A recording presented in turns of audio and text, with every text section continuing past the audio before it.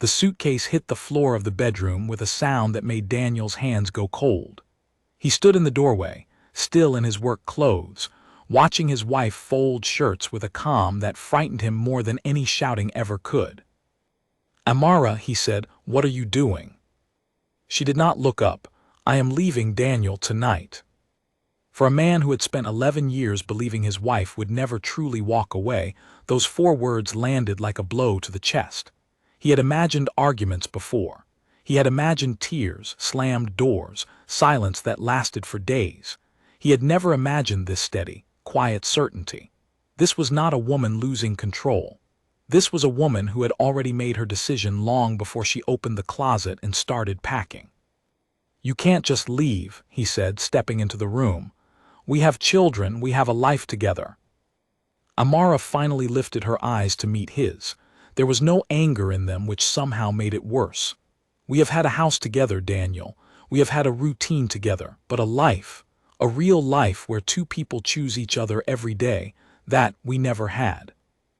He opened his mouth to argue, but no words came, because somewhere deep inside, in the part of himself he rarely allowed to speak, he knew she was right. To understand how a marriage built on hope could end in a bedroom with a suitcase on the floor, it helps to go back to the beginning, to the day 2 families sat together in a modest living room and decided that Amara Qureshi would become Daniel Whitfield's wife. Amara was 23 then, bright-eyed and full of quiet dreams. She had studied literature at a small college, worked part-time at a bookstore, and spent her evenings imagining a future filled with warmth, laughter, and a partner who would see her, truly see her, the way the heroes did in the novels she loved to read. She was not foolish enough to expect a fairy tale. But she believed, with the sincerity only the young and hopeful can carry, that if she gave her whole heart to a marriage, that marriage would eventually give something back. Daniel was 28, an ambitious young engineer with a promising career and a family eager to see him settled. He was polite, well-mannered, and handsome enough that everyone in every gathering spoke of him with approval. But there was something the families on both sides did not know, something Daniel carried quietly and told no one except his closest friend, Victor. Daniel had already given his heart away once years before, to a woman named Lauren Pierce.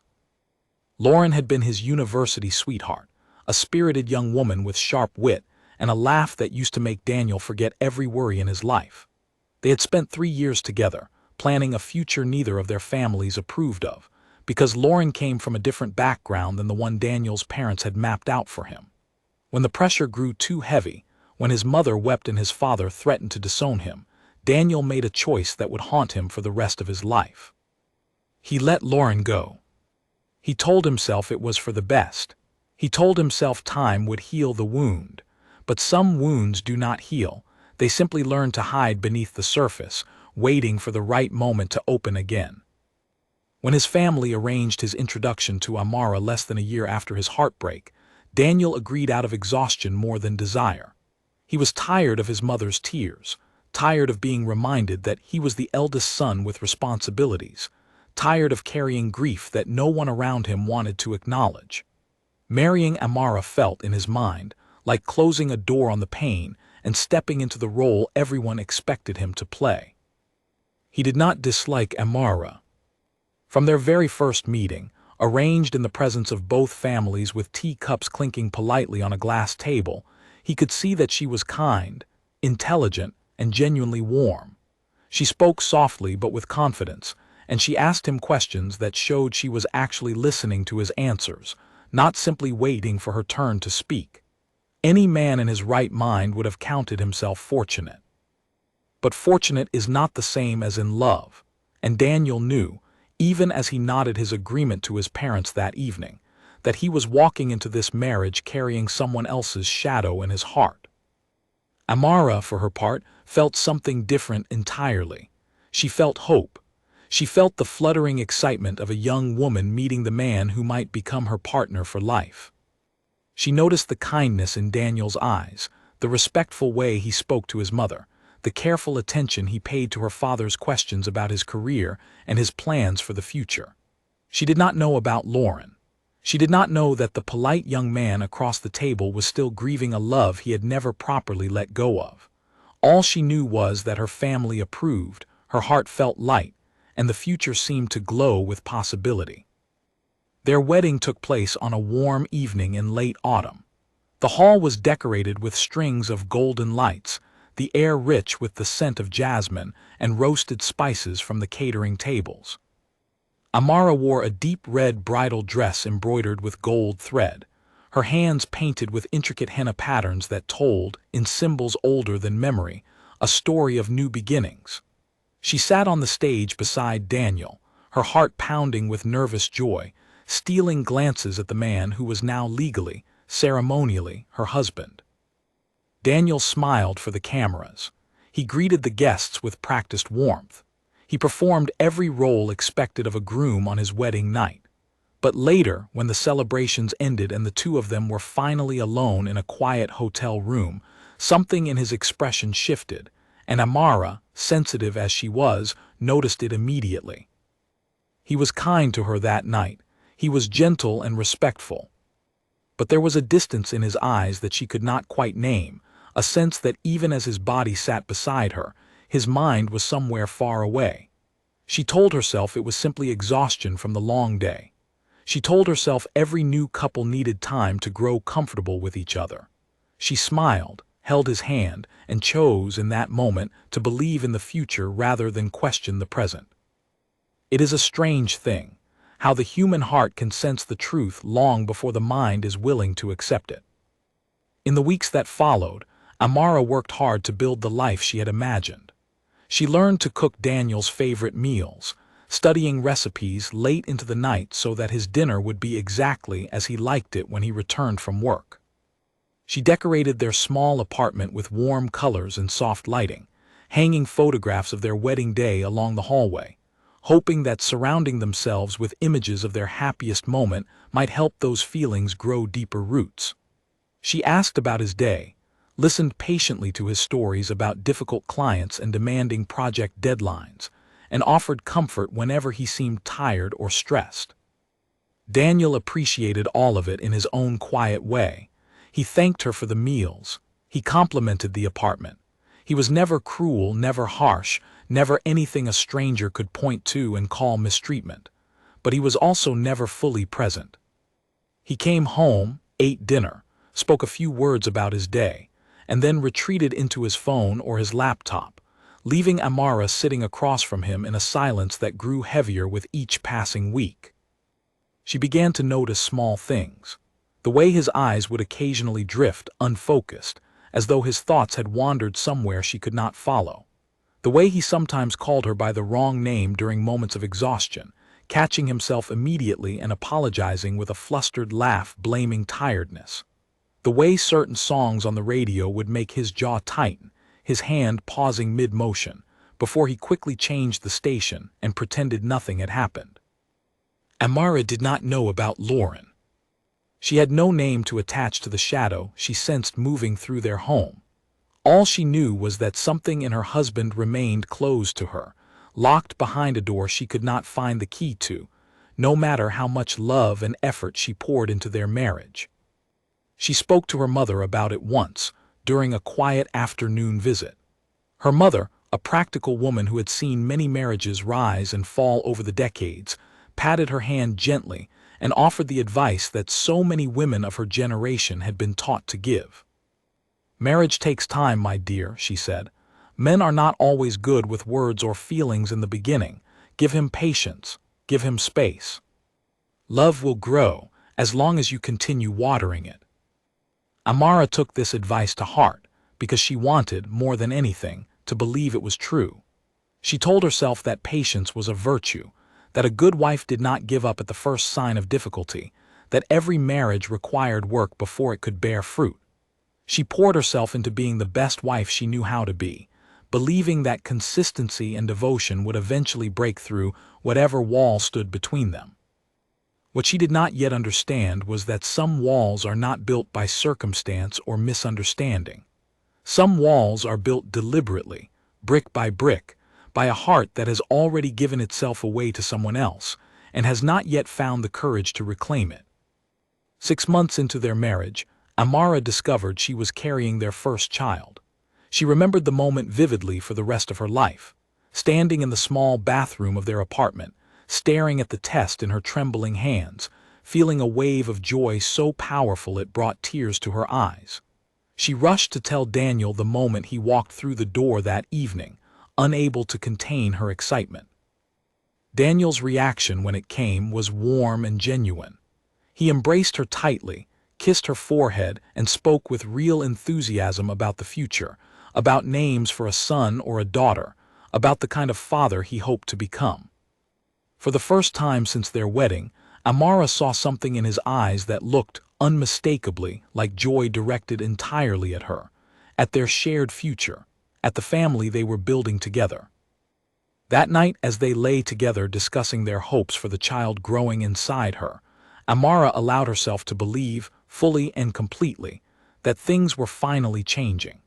She believed the distance she had felt for months was simply the awkwardness of a new marriage settling into its rhythm, and that the arrival of their child would be the bridge that finally connected their two hearts completely. She had no way of knowing that the true test of their marriage had not yet begun, and that the shadow of Lauren Pierce, dormant for months, was about to stir once again, brought back to life by circumstances neither of them could have predicted. 9 months later, Amara gave birth to a daughter they named Ella, a bright-eyed baby with her mother's gentle smile, and everyone agreed her father's stubborn chin. The early months of Ella's life brought the household a kind of exhausted happiness, the sleepless nights and endless feedings balanced by moments of pure wonder as they watched their daughter grow. Daniel doted on Ella in a way that surprised even himself, spending hours holding her, singing softly off-key lullabies, marveling at each new sound she made. For a while, Amara believed the family they had built together was enough to fill whatever emptiness had once stood between them. She watched Daniel with their daughter and felt her heart swell with hope. Surely, she thought, a man who loved his child this deeply could learn, in time, to love his wife with the same complete devotion. But love for a child and love for a partner are not the same current, and they do not always flow from the same source within a person's heart. Daniel could give Ella everything unreservedly without hesitation, because a child asks for nothing but presence and care. A wife, however, asks for something far more difficult to give: the whole of a heart that had already, years before Amara ever entered his life, been given away and never fully returned. It was during Ella's second year that the past came knocking on their front door. Daniel's company had begun a new partnership with a marketing firm across the city, and the project required close collaboration between departments over several months. On the first day of the joint project meeting, as Daniel walked into the conference room and took his seat among unfamiliar faces, he felt his entire body go still. Seated at the far end of the table, laughing softly at something a colleague had said, was Lauren Pierce. She had changed in the years since he had last seen her. Her hair was styled differently, her posture carried a new confidence that came with professional success, and there was no wedding ring on her hand. When her eyes finally landed on his across the room, he watched surprise flicker across her face, quickly followed by something more complicated, something that mirrored the storm rising inside his own chest. "Daniel," she said softly, when the meeting ended and the room began to empty, "I did not expect to see you here." "Neither did I," he admitted, his voice unsteady in a way he immediately regretted. They spoke for only a few minutes that day, exchanging polite updates about their careers, avoiding, by unspoken agreement, any mention of the years they had spent together or the painful way it had ended. But as Daniel drove home that evening, his hands gripping the steering wheel far tighter than necessary, he realized with a sinking dread that the door he had believed permanently closed had, in fact, never truly been locked at all. He told himself it meant nothing. He told himself he was a married man with a wife who loved him and a daughter who adored him, and that whatever he had once felt for Lauren belonged firmly in the past. He repeated these thoughts to himself throughout the following weeks, as the joint project required more meetings, more shared lunches, more late evenings working alongside colleagues from both companies. But repetition of a thought does not always make it true, and Daniel found himself, despite every promise he made to himself, thinking of Lauren far more often than any married man should be thinking of a woman who was not his wife. Amara, meanwhile, noticed the change in her husband almost immediately, though she could not name its cause. He began coming home later, citing the demands of the new project. He seemed distracted during dinner, his phone buzzing more frequently than before, his attention drifting even when Ella toddled up to him with outstretched arms asking to be held. Amara told herself it was simply work stress, the same story she had told herself so many times before. But somewhere beneath her conscious thoughts, a quiet unease began to take root, a feeling she could not yet explain but would come in time to understand all too well. She had no way of knowing that the shadow she had sensed on her wedding night, the distance she had spent years trying to bridge with patience and devotion, had just been given a name, a face, and a second chance to steal what little of her husband's heart she had managed, so carefully and so slowly, to win. The story of Amara and Daniel was only just beginning to reveal its true shape, and the years ahead would test every ounce of strength Amara possessed, in ways she could not yet imagine. The months that followed Lauren's return into Daniel's professional life moved slowly for Amara and quickly for Daniel, in the strange way that time bends differently for the person keeping a secret and the person unaware one is being kept. At first, nothing seemed wrong on the surface. Daniel still came home every evening, still ate dinner with his family, still kissed Amara on the cheek before leaving for work each morning. To anyone watching from the outside, theirs looked like a stable, ordinary marriage, the kind most people would consider fortunate. But Amara had spent 3 years learning the rhythms of her husband's moods, and she could feel, with the quiet instinct only a wife who pays close attention develops, that something inside him had shifted. He laughed differently now, a lighter sound that seemed to come more easily than it had in months. He paid more attention to his appearance before leaving for work, choosing his shirts with a care he had never shown before, checking his reflection in the hallway mirror longer than necessary. He carried his phone with him everywhere, even to the bathroom, a habit Amara had never noticed in him before. When she asked him casually how the new project was progressing, his answers came quickly, almost too smoothly rehearsed, describing meetings and deadlines in a tone that told her nothing about how he actually felt. Amara was not a suspicious woman by nature. She had never been the type to search through her husband's phone or question his whereabouts. She believed trust was the foundation on which any marriage had to be built, and she had given Daniel that trust freely from the very beginning. But trust, once given, does not make a person blind. It simply makes them slower to see what is directly in front of them. The first crack in her peace of mind came on an ordinary Tuesday evening, when Daniel left his phone on the kitchen counter while he went to shower before dinner. Amara was clearing away Ella's scattered toys from the living room floor when the phone lit up with a message notification. She was not the sort of woman who read other people's messages, and under any normal circumstance she would have ignored it entirely. But something about the way the phone buzzed, the persistent rhythm of it, made her pause. She glanced at the screen only for a moment, only long enough to see the sender's name before the notification disappeared. Lauren. The name meant nothing to her at the time. She had never heard it before, had no memory of Daniel ever mentioning a colleague or friend by that name. She assumed, reasonably, that it belonged to someone from his new project, perhaps a coworker sending a routine work update after hours. She set the phone back down exactly where it had been and returned to gathering the scattered toys, pushing the small flicker of unease to the back of her mind. But names, once noticed, have a way of returning to memory at unexpected moments. Over the following weeks, Amara began to hear it again, though never directly from Daniel himself. She heard it once when his sister, Margaret's daughter, made an offhand comment during a family dinner about how Daniel used to talk about someone named Lauren before his marriage, quickly hushed by a sharp look from Margaret across the table. She heard it again when she overheard Daniel on a phone call late one evening, his voice low and careful in a way that made her pause outside the bedroom door, catching only fragments of a sentence that ended with, "It's complicated, Lauren. You know it is." Amara did not confront him that night. She told herself she had misheard, that the name could have belonged to anyone, that jumping to conclusions would only create problems in a marriage that did not yet have any real evidence of wrongdoing. She was, above all things, a patient woman, raised to believe that a wife's strength lay in her ability to hold a household together through calm perseverance rather than dramatic accusation.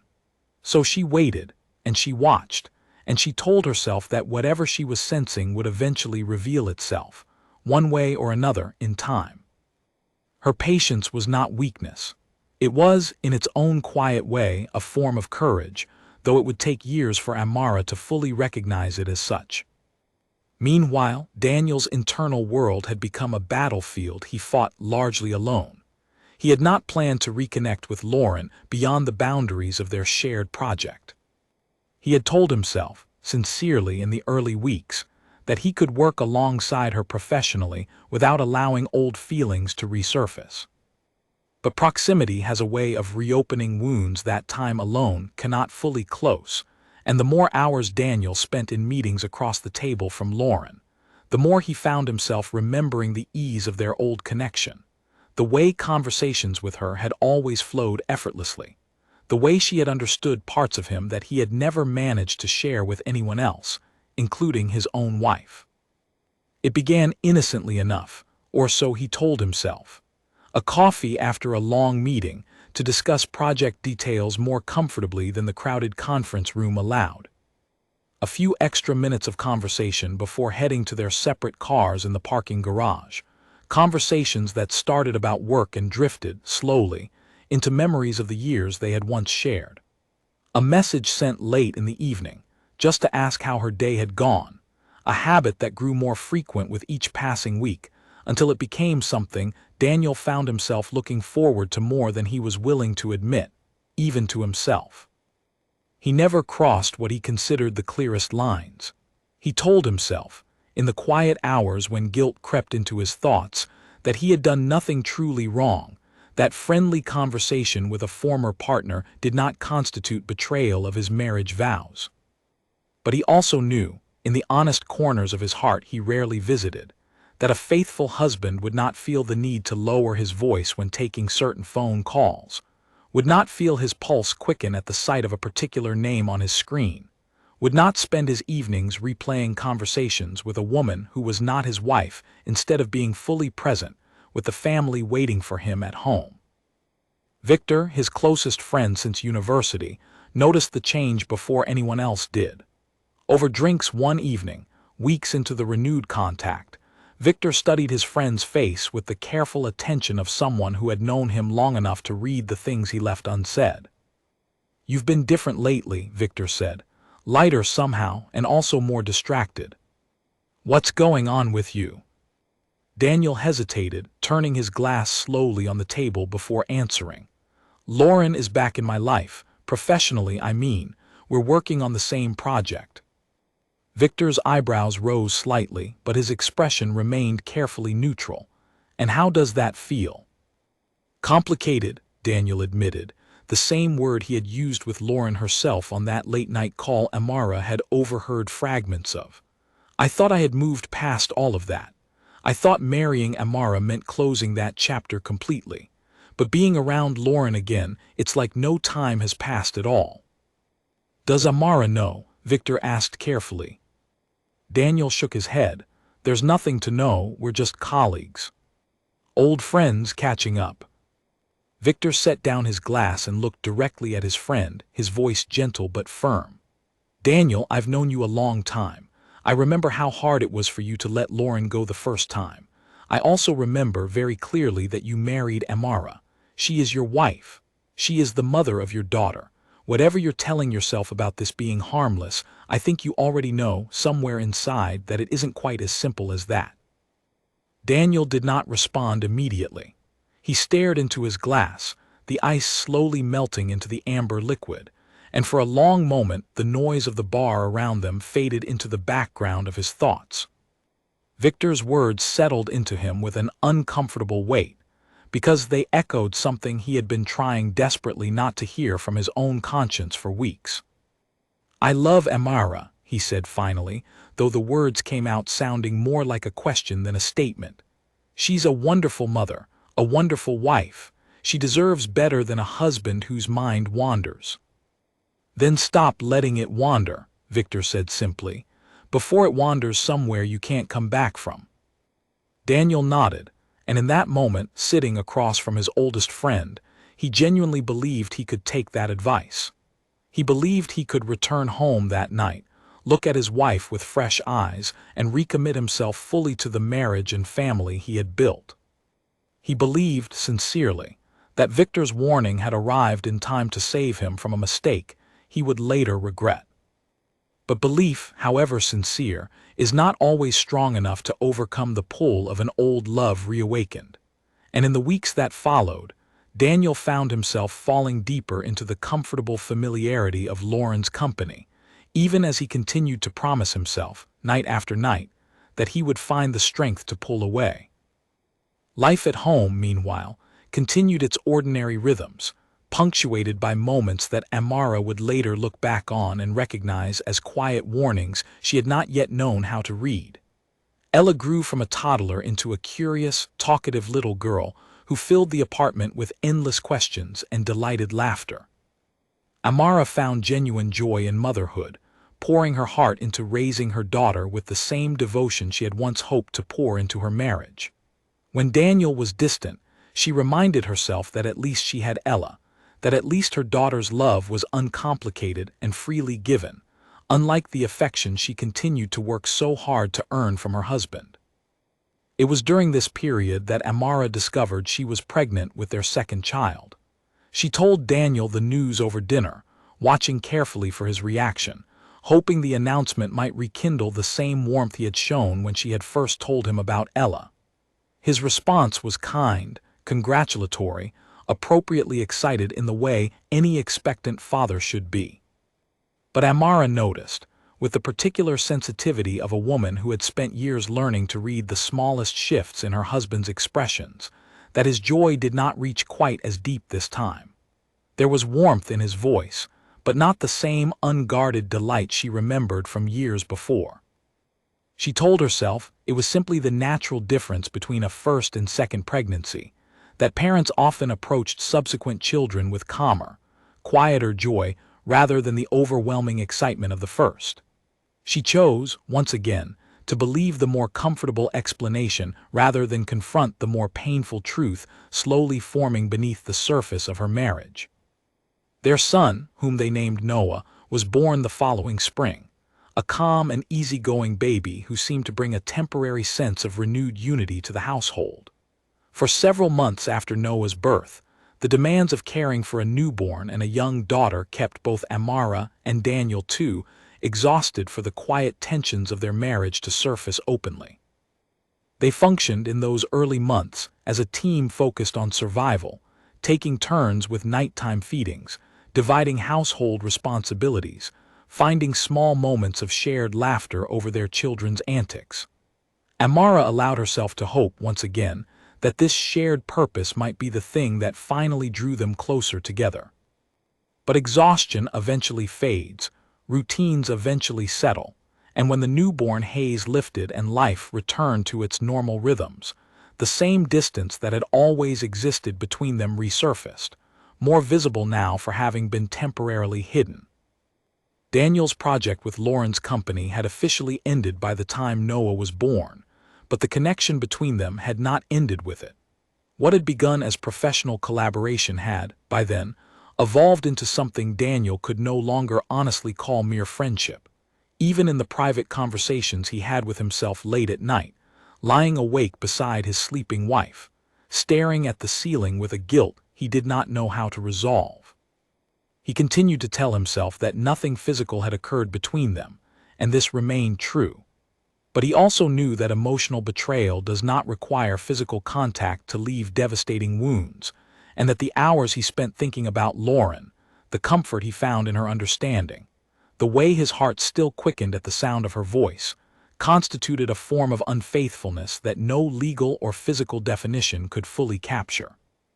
He was giving pieces of his heart to a woman who was not his wife, pieces that Amara desperately needed and had been quietly starving for since the very beginning of their marriage. Amara, for her part, continued sensing the distance without fully understanding its source. She noticed that Daniel had grown more careful with his phone, angling the screen away from her when messages arrived, stepping into another room to take certain calls that he had once taken freely in her presence.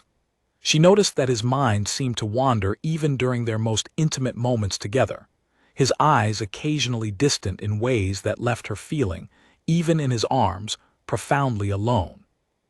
She began keeping a private journal during this period, a small leather notebook she hid in the bottom drawer of her dresser, where she recorded her thoughts and feelings in the quiet hours after Daniel had fallen asleep and the children were finally settled for the night. Writing became her only outlet for the confusion and loneliness that had no other place to go, a silent companion to a woman who had no one else with whom she felt she could fully share the growing weight in her heart. One entry, written during this period, captured the essence of what she was feeling more clearly than any conversation she might have had aloud.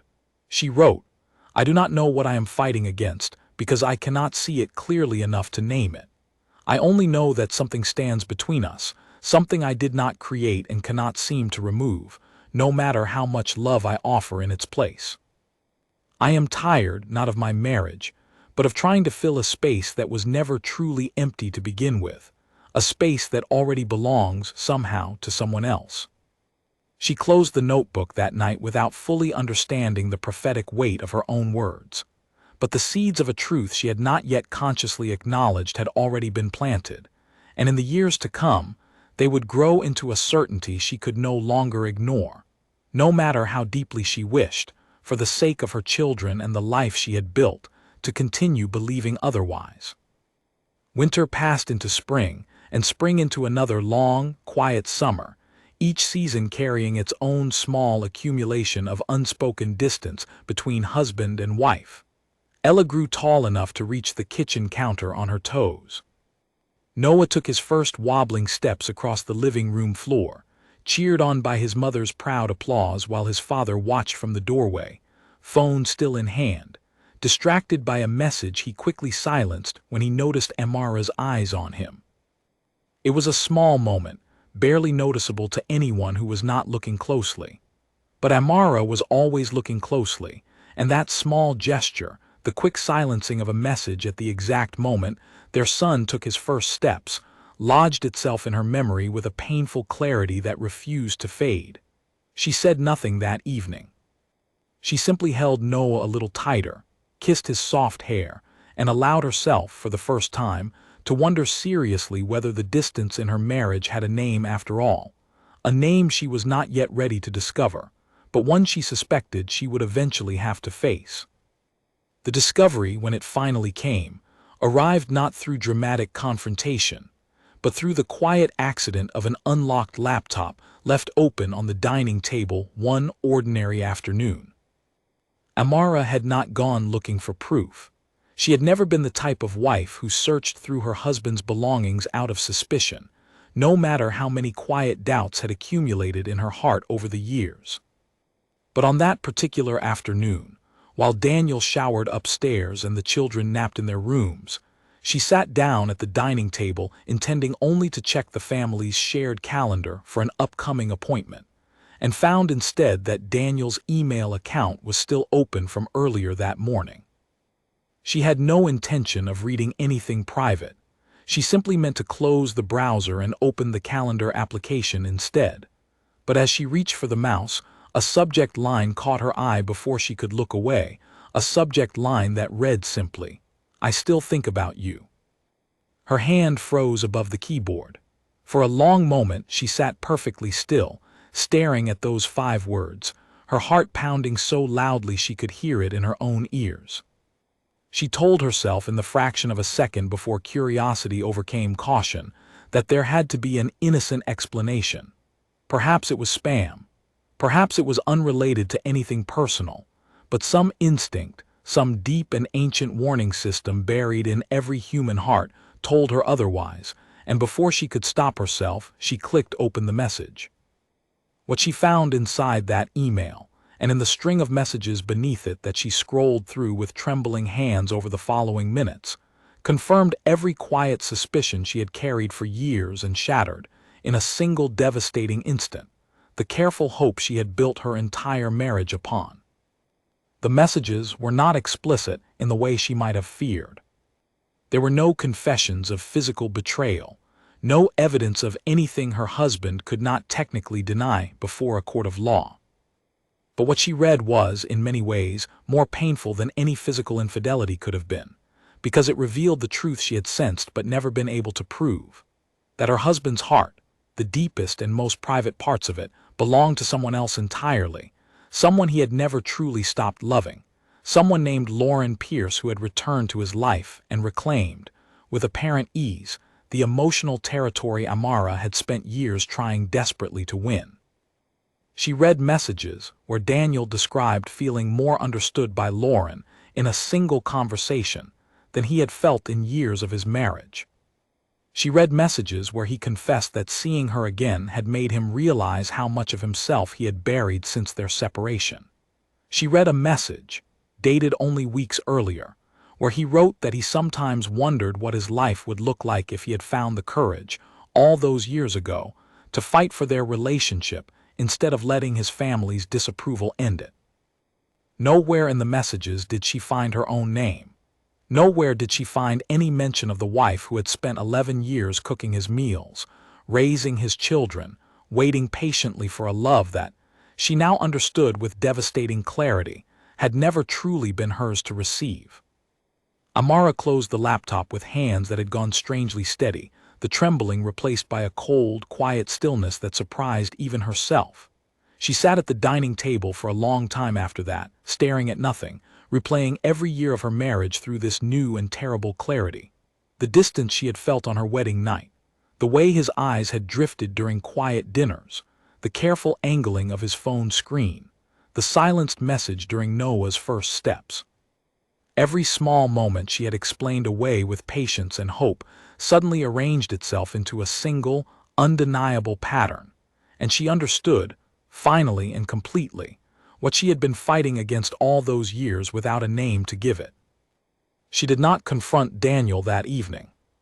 She sat through dinner with a composure that surprised even herself, watching him laugh with Ella over a joke about her stuffed rabbit, watching him help Noah with his small plastic fork, watching him perform the role of a devoted father and husband with a fluency that now struck her as almost cruel, given what she now knew of the heart hidden beneath that performance. She waited 3 days before she said anything at all, 3 days during which she moved through her household duties with mechanical precision, her mind working through the implications of what she had discovered with a clarity that felt almost frightening in its coldness. She thought about her children, about the stability they needed, about the years of her own life she had already invested in this marriage. She thought about her family's expectations, about the shame that would fall upon her if word spread that her marriage had failed. She thought, too, about herself, about the young woman who had once sat across from Daniel at their very first meeting, hopeful and bright-eyed, believing that love, given freely and consistently, would eventually be returned in equal measure. That young woman, Amara realized, had waited 11 years for a return that was never coming. And somewhere in the quiet stillness of those 3 days, a different woman began to emerge in her place, one who understood with painful clarity that continuing to wait would only mean continuing to lose pieces of herself that she might never fully recover. On the 4th evening, after the children had been put to bed, Amara sat down across from Daniel in the living room and told him, calmly and without accusation in her voice, what she had discovered. Daniel's face went through several transformations in rapid succession: shock at being discovered, panic at the implications, and finally, a kind of exhausted resignation that told Amara he had known, on some level, that this moment would eventually arrive. "It's not what you think," he began, the words falling out of him with the automatic quality of a man reaching for the nearest available excuse. "Nothing happened between us. We never." I know nothing physical happened, Amara interrupted quietly. I read the messages carefully, Daniel. I am not accusing you of that. I am telling you that I finally understand what has been standing between us since the very beginning of our marriage. I am telling you that I have spent 11 years trying to earn a love that was never mine to earn, because you had already given the deepest parts of your heart to someone else long before you ever met me. Daniel opened his mouth to argue, then closed it again, unable to find words that could genuinely refute what she had said. The silence between them stretched long and heavy, filled with everything neither of them had ever found the courage to say aloud during all the years of their marriage. I never meant to hurt you, he finally said, his voice quieter now, stripped of its earlier defensiveness. I tried, Amara. I truly tried to be a good husband to you. I believe you tried, Amara said, and there was no bitterness in her voice, only a tired, quiet honesty that Daniel found somehow more painful than anger would have been. But trying to love someone is not the same as actually loving them, Daniel. I have felt the difference every single day of our marriage, even when I could not name its cause. Now I finally understand why. That night marked a turning point in their marriage, though neither of them yet understood how permanent that turn would prove to be. Daniel promised, with what appeared to be genuine sincerity, that he would end all contact with Lauren immediately and completely. He apologized repeatedly, his voice breaking with what seemed to be authentic remorse, and he begged Amara to give him the chance to prove that their marriage and their family was worth fighting for. Amara agreed to try, though something inside her had already shifted in ways she could not fully articulate even to herself. She told herself, in the days that followed, that she was giving her marriage a genuine chance to heal, that 11 years of shared history and 2 beloved children deserved more than an immediate, final decision made in the heat of fresh discovery. She told herself that love, real love, involves forgiveness and second chances, and that walking away without attempting reconciliation would mean giving up on something she had spent over a decade building. For several months, it appeared as though Daniel had kept his promise. He was more present at home, more attentive during conversations, more consistent in small gestures of affection that Amara had gone years without receiving. He took her out to dinner alone for the first time in longer than either of them could remember, arranging for Margaret to watch the children, so they could spend an evening reconnecting as husband and wife rather than simply as co-parents managing a household. He complimented her more often, asked about her day with what appeared to be genuine interest, and made visible efforts to be more emotionally present during their time together as a family. Amara allowed herself, cautiously, to hope once again. She told her closest friend, Grace, about the discovery and the subsequent effort Daniel was making to repair the damage, and Grace, ever supportive, encouraged her to continue giving the marriage a chance. Everyone deserves a second chance to make things right, Grace told her over coffee one afternoon. If he's genuinely trying, if he's genuinely present now, then maybe this really was just a moment of weakness that he's working hard to correct. Amara wanted, more than anything, to believe this was true. But beneath the cautious hope she allowed herself to feel, a quieter and more painful awareness had already taken root, one that no amount of renewed effort from Daniel could fully erase. She had seen, in stark black and white text on a laptop screen, exactly how her husband's heart had spoken when he believed no one was watching. She had read words of longing and regret directed toward another woman, words far more passionate and unguarded than anything he had ever spoken to her in 11 years of marriage. And no matter how attentive he became in the months that followed, that knowledge remained lodged in her chest like a stone she could not fully dislodge, a permanent reminder that his effort now, however genuine, existed alongside a truth that could not simply be undone by better behavior. The renewed closeness between them lasted, in its fullest form, for perhaps 6 months. Slowly, almost imperceptibly at first, the old patterns began creeping back into their daily life.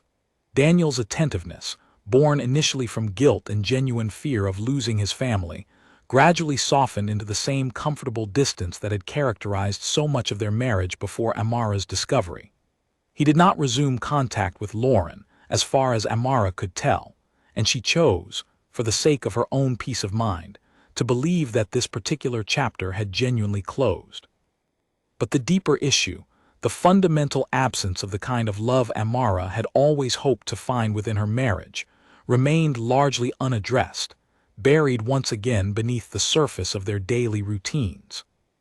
It was during this slow return to old patterns that Amara began to understand something about herself that would prove crucial to everything that followed. She began to realize that her unhappiness within the marriage had never truly been about Lauren specifically, though the discovery of those messages had certainly crystallized and confirmed feelings she had carried for years.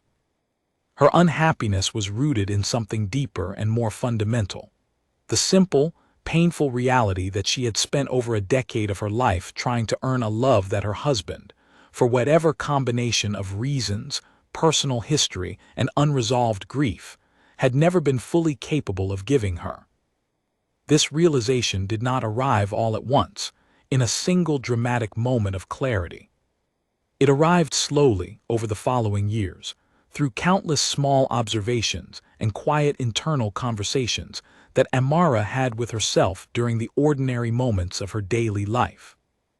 It arrived while she watched other couples at family gatherings, noticing the easy affection between husbands and wives who genuinely seemed to enjoy each other's company, who reached for each other's hands without thinking, who exchanged private smiles across crowded rooms that spoke of a connection Amara had never experienced in her own marriage.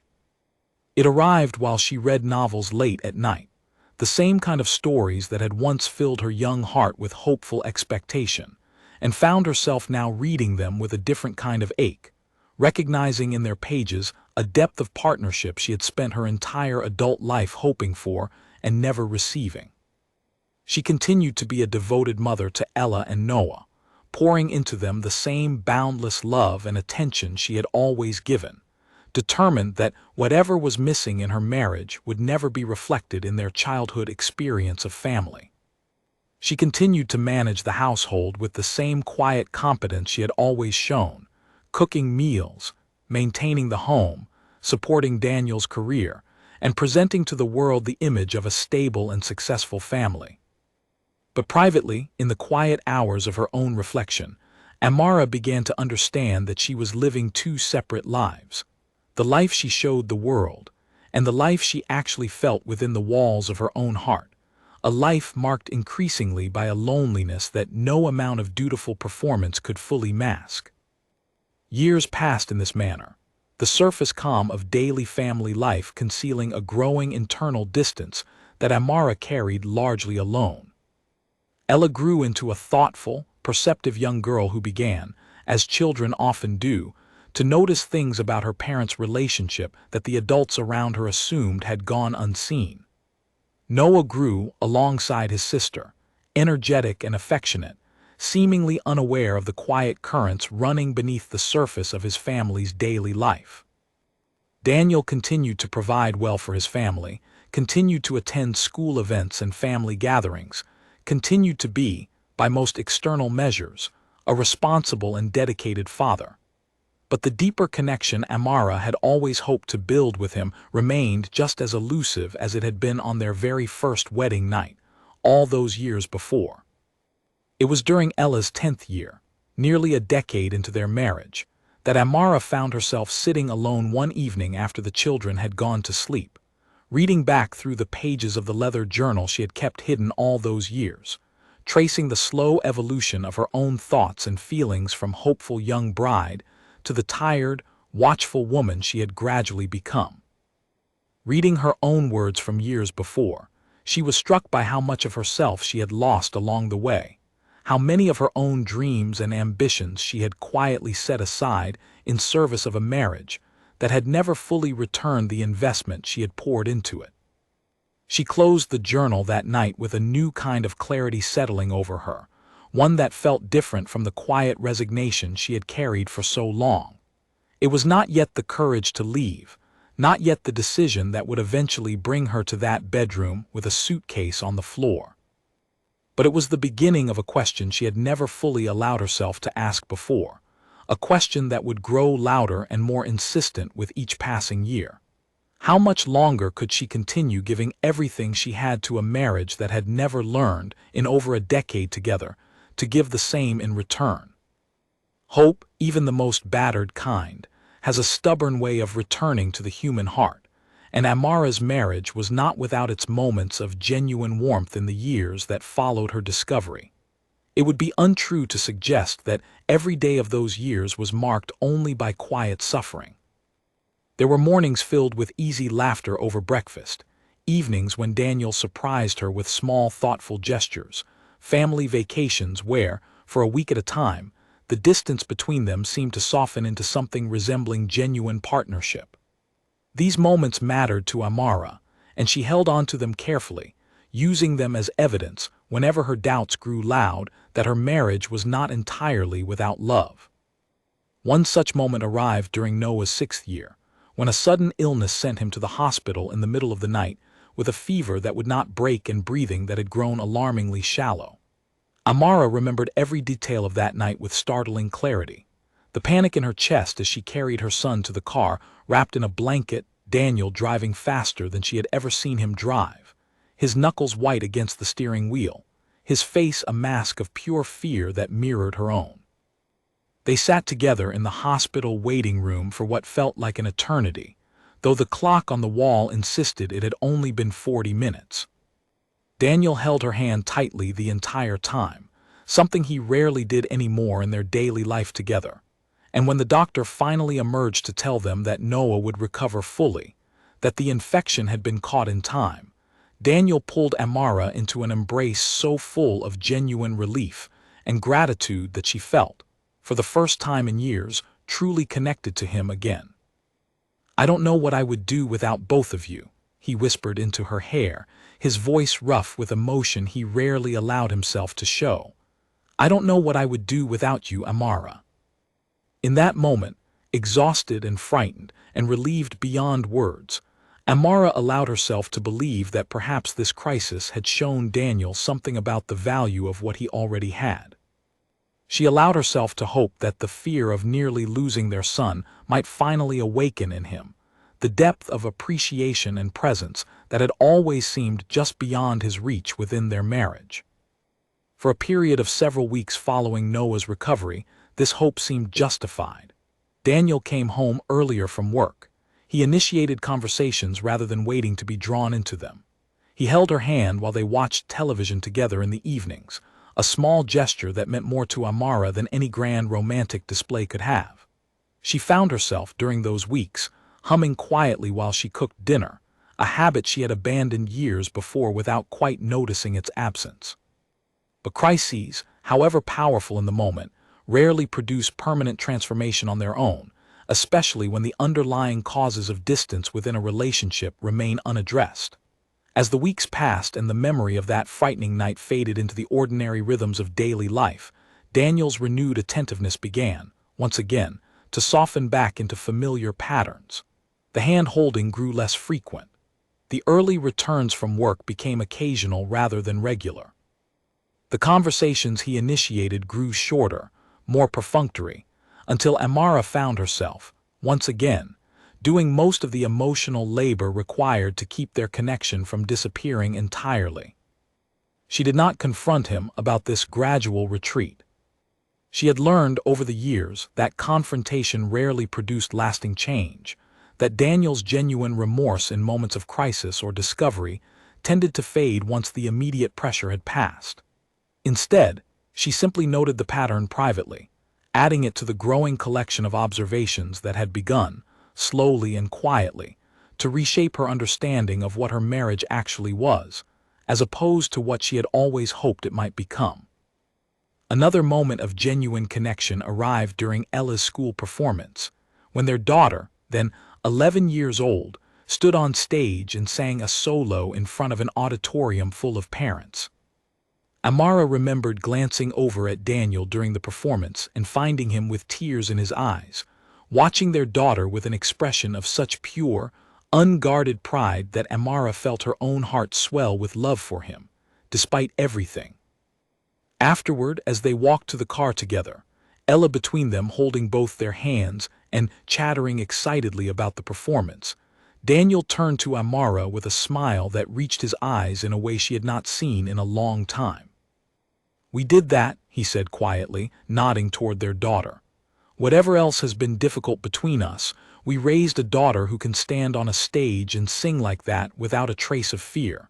We did something right, Amara." She agreed with him, genuinely in that moment. Whatever the failures of their marriage as a partnership between two adults, they had together built a family that their children seemed to experience as loving and stable. Even if the adults within it carried private burdens the children remained largely unaware of.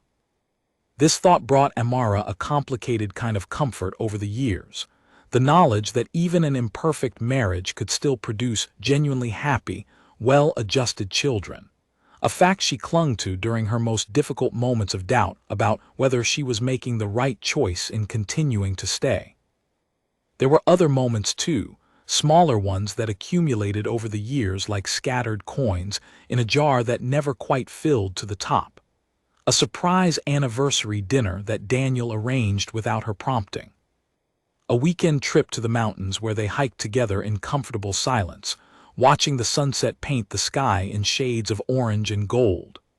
A quiet evening when Daniel, unprompted, told her that he appreciated everything she did for their family, words that Amara treasured for weeks afterward, replaying them in her mind during moments when doubt threatened to overwhelm her. Amara held onto these moments carefully, not because she was foolish or unable to see the larger pattern of distance that continued to define most of their daily life together, but because she genuinely wanted her marriage to succeed. She had invested over a decade of her life into building this family, and the thought of walking away from it, of admitting that her years of effort had failed to produce the partnership she had always hoped for, felt, for a long time, more frightening than continuing to endure the loneliness she carried privately within her own heart. But even as she treasured these moments of connection, Amara began to notice a troubling pattern in their timing. The warmth between them always seemed to arrive in response to crisis or special occasion, a hospital emergency, a milestone celebration, a moment when circumstances forced their attention onto each other in ways their ordinary daily life never managed to produce naturally. Left to its own rhythms, without external pressure or occasion, their marriage always seemed to drift back toward the same quiet distance that had characterized it from the very beginning, the same sense that Daniel's heart, however genuinely fond of her he might be, had never fully arrived in their partnership the way Amara's had. She began to wonder during this period whether the moments of warmth she treasured so carefully were actually evidence of a marriage capable of healing, or whether they were simply brief interruptions in an otherwise unchanging pattern, temporary flickers of light that made the surrounding darkness feel, by contrast, even more pronounced than it might have felt on its own. This question troubled her more than she was willing to admit to anyone, even to Grace, who remained her closest confidant throughout these years, offering support and perspective whenever Amara found herself needing to voice the doubts she carried too heavily to hold entirely alone. "You deserve to feel chosen," Grace told her once, during one of their regular coffee meetings, after Amara had described, in careful and measured words, another instance of Daniel's gradual withdrawal following a period of renewed closeness. Not just loved in theory or appreciated in passing comments, but actually chosen, consistently, the way you choose him and your children every single day. Amara had no response to this observation, because she knew, with a certainty that had grown steadily over the years, that Grace was right. She did deserve to feel chosen. Every human being deserved that basic dignity within their most intimate relationships. But knowing this truth intellectually and finding the courage to act upon it were two entirely different challenges, and Amara would need several more years and several more painful realizations before she finally found herself ready to close that particular gap between knowledge and action. For now, in this chapter of her life, she continued forward, holding onto her moments of hope even as she quietly, privately, began to prepare herself for the possibility that hope alone might never be enough to transform the fundamental nature of her marriage into something that could truly sustain her for the remaining decades of her life. The turning point in Amara's life did not arrive as a single dramatic event, though there was one particular evening that would later stand out in her memory as the moment everything finally became unbearably clear.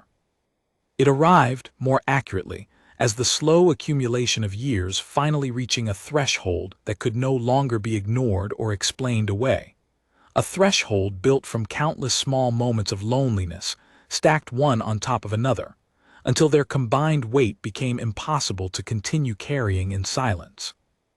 By this point in their marriage, Ella had turned 14 and Noah 9, and the household had settled into the particular rhythm of a family with a teenager navigating adolescence, alongside a younger child still firmly rooted in childhood. Amara had, over the previous years, returned to work part-time at a local publishing house, a decision that surprised even herself when she first made it, but one that had gradually become an unexpectedly vital source of identity and purpose outside the walls of her marriage and motherhood. Her work at the publishing house began modestly, reviewing manuscripts and providing editorial feedback for a small list of local authors. But Amara possessed a genuine gift for storytelling and structure, honed through years of devoted reading, and within 2 years she had been promoted to a senior editorial position, overseeing an entire imprint focused on emerging voices in fiction. This professional growth brought her something she had not expected: a renewed sense of her own capability and worth that existed entirely independent of her role as wife and mother, a part of herself that Daniel had no claim over and no ability to diminish, however distant he remained within their marriage. It was through this work that Amara met colleagues who treated her ideas with genuine respect and interest, who valued her perspective and sought her counsel on difficult editorial decisions, who saw her not merely as someone's wife or someone's mother, but as a capable professional whose judgment carried real weight. This experience, subtle as it might have seemed from the outside, began quietly reshaping Amara's understanding of what she deserved from her closest relationships, including her marriage. If colleagues who had known her only a few years could recognize her value so clearly, she began to wonder, why had her own husband, after more than a decade of marriage, never managed to make her feel similarly valued within their most intimate partnership? This question grew louder in her mind during a particular evening in early autumn, when Daniel returned from a business conference in another city, a conference Amara later learned, through an innocent comment from one of his colleagues at a family gathering, had included Lauren among its attendees. Amara did not confront Daniel immediately upon learning this information. She had grown, over the years, more careful and deliberate in how she approached difficult conversations, no longer the impulsive young woman who might once have demanded immediate answers the moment suspicion arose. Instead, she watched him carefully over the following days, noting his demeanor, his level of engagement with the family, any small signs that might confirm or deny the fear quietly building in her chest. What she noticed troubled her deeply. Daniel returned from that conference with the same lightness she remembered from years before, the same subtle spring in his step, the same increased attention to his phone that had once accompanied his renewed contact with Lauren all those years earlier. She said nothing for nearly 2 weeks, watching this pattern continue and intensify, until one evening, after the children had gone to bed, she finally asked him directly whether Lauren had attended the conference he had just returned from. Daniel's face, for just a moment before he composed himself, betrayed the truth before his words could confirm or deny it.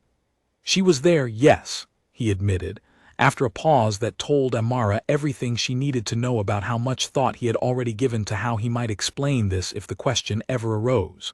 It's a small industry, Amara. Our paths cross sometimes at these events.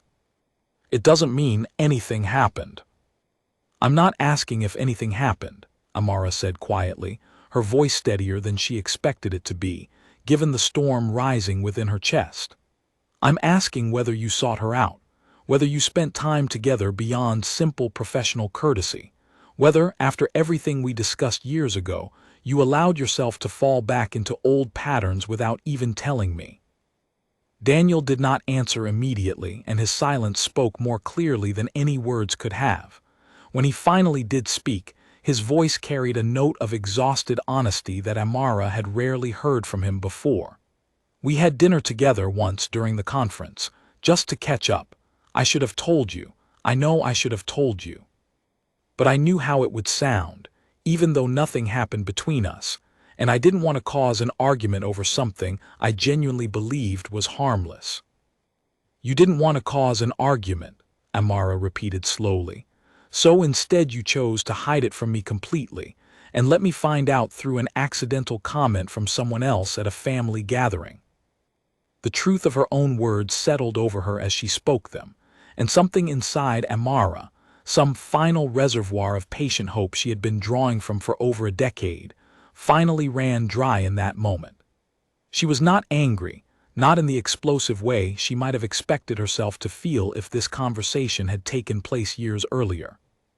What she felt instead was a profound, bone-deep exhaustion, the exhaustion of a woman who had spent her entire adult life trying to build something with a partner who, despite genuine affection and genuine effort in certain moments, had never truly been capable of giving her the consistent presence and honesty she needed to feel secure within their marriage. I need you to understand something, Daniel, she said, her voice quiet but carrying a new kind of firmness he had never heard from her before. This is not about whether anything physical happened at that dinner. I believe you when you say nothing did. This is about the fact that after everything we went through years ago, after everything I forgave and everything I chose to continue building with you, you still felt the need to hide something from me rather than simply telling me the truth.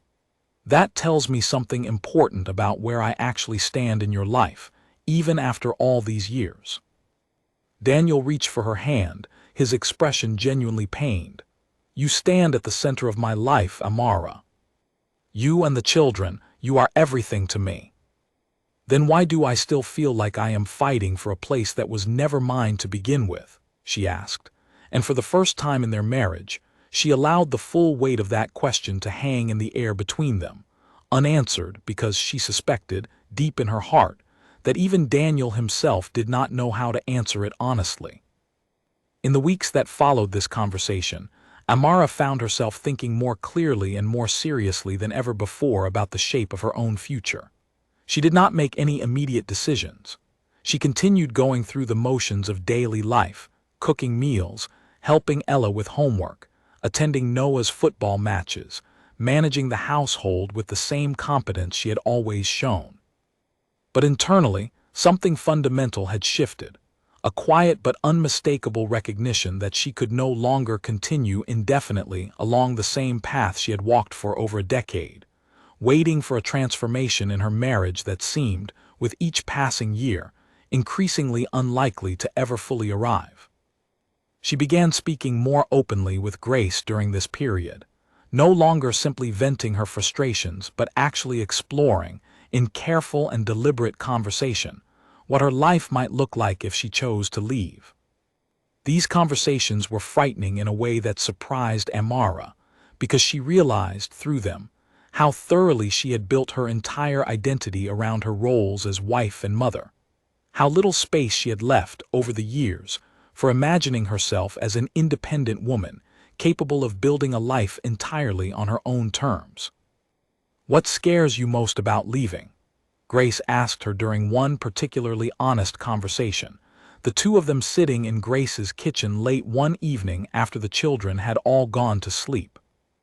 Amara considered the question carefully before answering. I think what scares me most is not knowing who I would be without this marriage.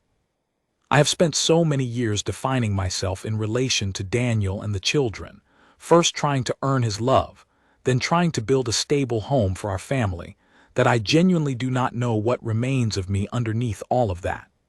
What if I leave and discover there is nothing left of the person I used to be before I became someone's wife? Grace reached across the table and took her hand. I think you would be surprised, Amara, by how much of yourself is still there, waiting to be rediscovered. I have watched you grow so much over these past few years, through your work, through the way you have started speaking up for yourself in ways you never used to. That growth did not come from your marriage.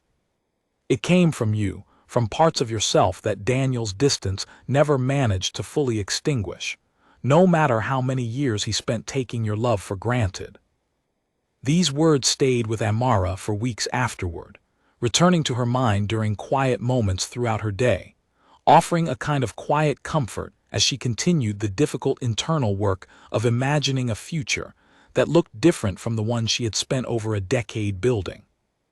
It was during this period of internal reckoning that Amara's mother, now elderly and increasingly reflective about her own long marriage, offered her daughter a piece of advice that differed significantly from the counsel she had given years before, when Amara had first come to her with concerns about the distance in her marriage.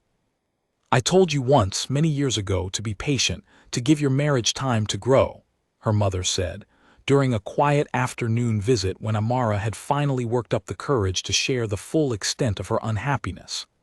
"I believed that advice was right at the time, because that was the wisdom I had been given, and the wisdom I had lived by in my own marriage. But watching you these past years, watching the toll this has taken on you, I have come to understand something I wish I had understood decades ago. Patience is a virtue, my daughter, but patience without eventual change is simply suffering dressed in a more acceptable name. You have given this marriage more patience than most women would have found within themselves. If that patience has not produced the partnership you deserve, then perhaps it is time to consider that no amount of additional patience will change what your husband has, or has not, been able to give you." Hearing these words from her own mother, a woman who had spent her entire life teaching Amara the value of endurance and sacrifice within marriage, carried a weight that few other conversations could have matched. It felt, to Amara, like a kind of permission she had not realized she was still waiting for, permission to finally consider that her own happiness and well-being mattered as much as her commitment to preserving the appearance of a stable family. She did not leave immediately after this conversation. The decision to end a marriage, particularly one that had lasted over a decade and produced two beloved children, is never made in a single moment, however clarifying that moment might feel. Amara spent the following months in careful, deliberate preparation, both emotional and practical, gathering the resources and clarity she would need to eventually take the step that had been slowly forming within her for years. But something had undeniably shifted within her during this period, a fundamental change in how she understood her own worth and her own right to happiness within her most intimate relationships. The patient, hopeful young bride who had once believed that consistent devotion would eventually be rewarded with equal love had finally, after more than a decade of quiet suffering, begun to transform into a woman who understood, with hard-won clarity, that some kinds of love cannot be earned through patience alone, no matter how much of herself she continued to offer in the effort. Making the decision to leave a marriage of more than a decade required, Amara discovered a kind of quiet, methodical courage entirely different from the sudden bravery required in moments of crisis. It was not the courage of a single dramatic act, but rather the sustained courage of many small decisions, made carefully and deliberately over the course of nearly a year, each one bringing her closer to a certainty she had spent so long trying to avoid. The first step, she realized, needed to be understanding her own financial situation clearly and honestly, separate from the assumptions and dependencies she had built over years of marriage.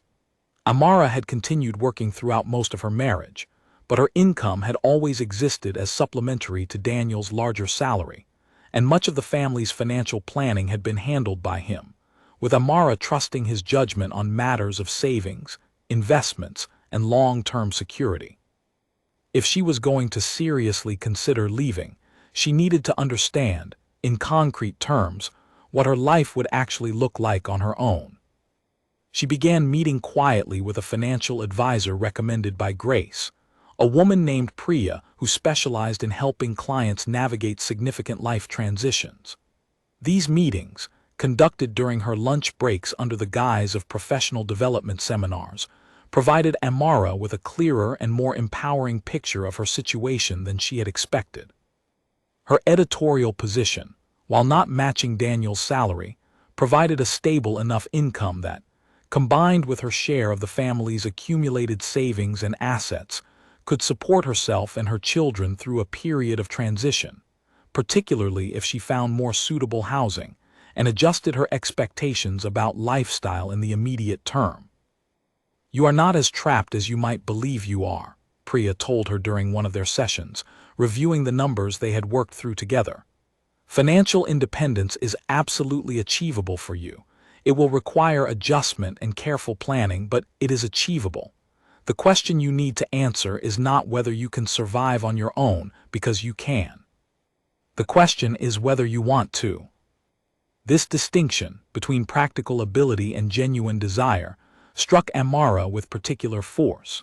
She had spent so many years framing her potential departure in terms of obstacles and risks that she had rarely allowed herself to fully consider what she actually wanted for her own future, separate from questions of survival and practicality.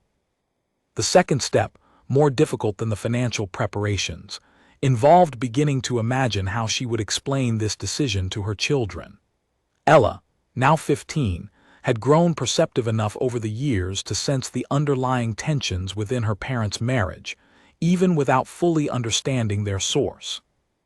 Noah, at 10, remained more focused on his own world of friends and interests, though Amara suspected he too had absorbed, in ways children often do without conscious articulation, the subtle currents of distance that ran beneath his parents' outward stability.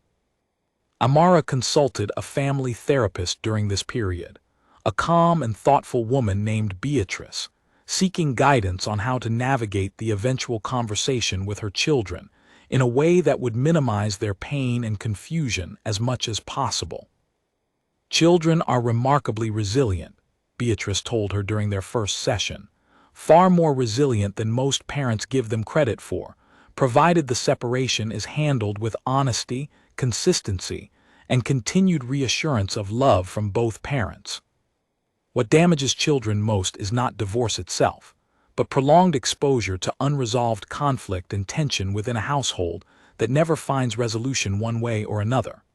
If your marriage has genuinely reached a point where it cannot provide the kind of partnership and example you want your children to witness, and eventually seek in their own lives, then choosing to end it thoughtfully may ultimately serve them better than continuing to model a relationship built on quiet unhappiness." These sessions with Beatrice, though difficult and emotionally exhausting, provided Amara with a framework for thinking about her decision that extended beyond her own happiness alone. She began to understand that her children were absorbing lessons from her marriage regardless of whether she remained in it or eventually left. Lessons about what love should look like, about what a woman should expect and accept within her most intimate relationships, about the price a person should be willing to pay in exchange for maintaining the appearance of family stability. She did not want Ella to grow up believing that a woman's role in marriage was to accept whatever level of love and presence her husband chose to offer, patiently and without complaint, regardless of how consistently that love fell short of what she deserved. The third and perhaps most difficult step in Amara's preparation involved a series of honest conversations with Daniel himself, conversations that unfolded over several months and represented her final, genuine attempt to determine whether their marriage could be salvaged before she committed fully to the decision to leave. She approached these conversations with a directness she had never before allowed herself within their marriage, having spent years softening her concerns and complaints in an effort to avoid conflict or appear demanding. Now, understanding that she was approaching a genuine crossroads, she found herself speaking with a clarity and honesty that surprised even her. "I need you to understand something clearly, Daniel," she told him during one particularly significant conversation, sitting across from him at their kitchen table on a quiet evening after the children had gone to bed. "I have spent over a decade of my life loving you, supporting you, and trying to build a genuine partnership with you.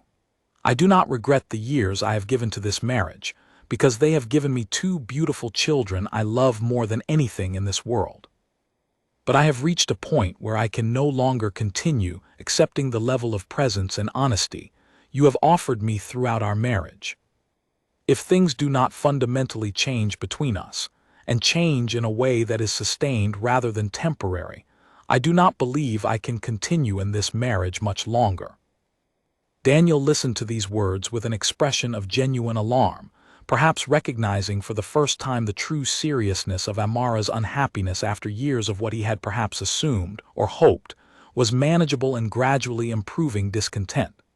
"What do you need from me?" he asked, his voice carrying real fear. "Tell me what would need to change, and I will do everything within my power to change it." Amara had thought carefully about how to answer this question, having anticipated it during her many hours of reflection and preparation. "I need honesty, complete and consistent honesty, not just about major issues but about the small things too. I need you to be fully present when you are with our family, not distracted by your phone or your thoughts elsewhere. I need you to seek me out, to prioritize spending time with me not because a crisis has forced your attention onto our marriage, but simply because you genuinely want to be with me. I need to feel chosen, Daniel, not just accepted or tolerated, but actively chosen, the way I have chosen you and this family every single day for over a decade." Daniel agreed to everything she asked, and for a period of several months following this conversation, he made genuine, visible efforts to fulfill these requests. He was more consistently present, more communicative, more attentive to the small details of Amara's daily life that he had long ago stopped noticing. Amara watched these efforts carefully, wanting desperately to believe that genuine, lasting change was finally taking place after so many years of temporary improvement followed by inevitable regression.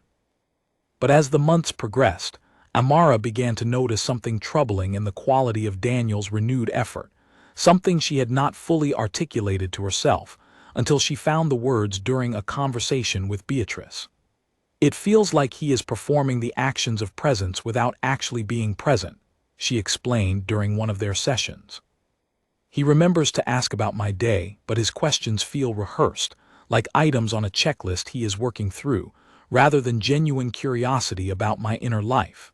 He puts his phone away when I ask him to, but I can see him watching the clock, waiting for an acceptable moment to pick it up again. It is as though he has learned the choreography of a devoted husband without ever actually becoming one." Beatrice nodded thoughtfully at this observation. "What you are describing is a common pattern in relationships where one partner has been asked to change specific behaviors without fully understanding, or perhaps being capable of understanding, the deeper emotional shift those behaviors are meant to reflect. Daniel may genuinely believe he is doing everything you asked of him, and in a literal sense he is. But if the underlying capacity for the kind of consistent, wholehearted presence you need has never fully developed within him, whether due to his own unresolved history or simply the fundamental incompatibility of your emotional needs, then even his most genuine efforts may continue to feel hollow to you, because they are addressing the symptoms of the problem rather than its root cause." This observation crystallized something Amara had sensed, but struggled to articulate throughout the entire history of her marriage. She began to understand, with a clarity that brought both grief and relief in equal measure, that her unhappiness was not simply the result of Daniel's insufficient effort that might eventually improve with enough time and enough clearly communicated requests. It was rooted in a more fundamental mismatch between what she needed from a life partner and what Daniel, for reasons that predated their marriage and perhaps extended back to his relationship with Lauren, and even further into his own personal history, was capable of offering. This understanding did not arrive with anger toward Daniel, though Amara certainly felt her share of frustration and grief throughout this period of reckoning. It arrived instead with a kind of sorrowful acceptance, a recognition that two fundamentally good people, both trying in their own ways within the limits of their own capacities, could still find themselves incompatible as life partners, through no singular villain's fault, but through the simple, painful reality that not every combination of two hearts produces the partnership both people need to genuinely thrive. By the time winter arrived, nearly a year after her initial discovery that Lauren had attended Daniel's conference, Amara had made her decision. She would leave the marriage, not impulsively, not in anger, but with the same careful deliberation and preparation she had brought to every significant decision throughout her adult life. She began quietly finalizing the practical arrangements she would need, securing a modest apartment within the same school district as her children's current schools, ensuring minimal disruption to their daily routines, consulting further with legal counsel about the process of separation and eventual divorce, continuing her sessions with Beatrice to prepare for the conversation she would eventually need to have with Ella and Noah. She told no one outside her closest circle of Grace, her mother, and Beatrice about the timeline she was working toward, wanting to maintain complete control over how and when this significant transition in her family's life would unfold. She continued to live within the marriage during this preparation period, maintaining the same outward routines that had characterized her daily life for years, while privately, methodically, building the foundation for the new chapter of her life that was steadily approaching. There were moments during this preparation period when doubt crept back into her resolve, moments when she watched Daniel laughing with the children over dinner, or noticed a genuine flicker of tenderness in his eyes during a quiet evening together, and wondered whether she was making a terrible mistake, whether she should give the marriage one more chance, one more year of patient effort in hopes that this time, finally, real and lasting change might take root. But each time these doubts arose, she reminded herself of the years of quiet loneliness that had preceded this decision, of the countless times she had already given the marriage another chance, another season of hope, only to watch the same patterns reassert themselves once the immediate pressure or crisis had passed. She reminded herself, too, of her own mother's words, spoken with the hard-won wisdom of a woman who had lived a full lifetime within the constraints of her own marriage.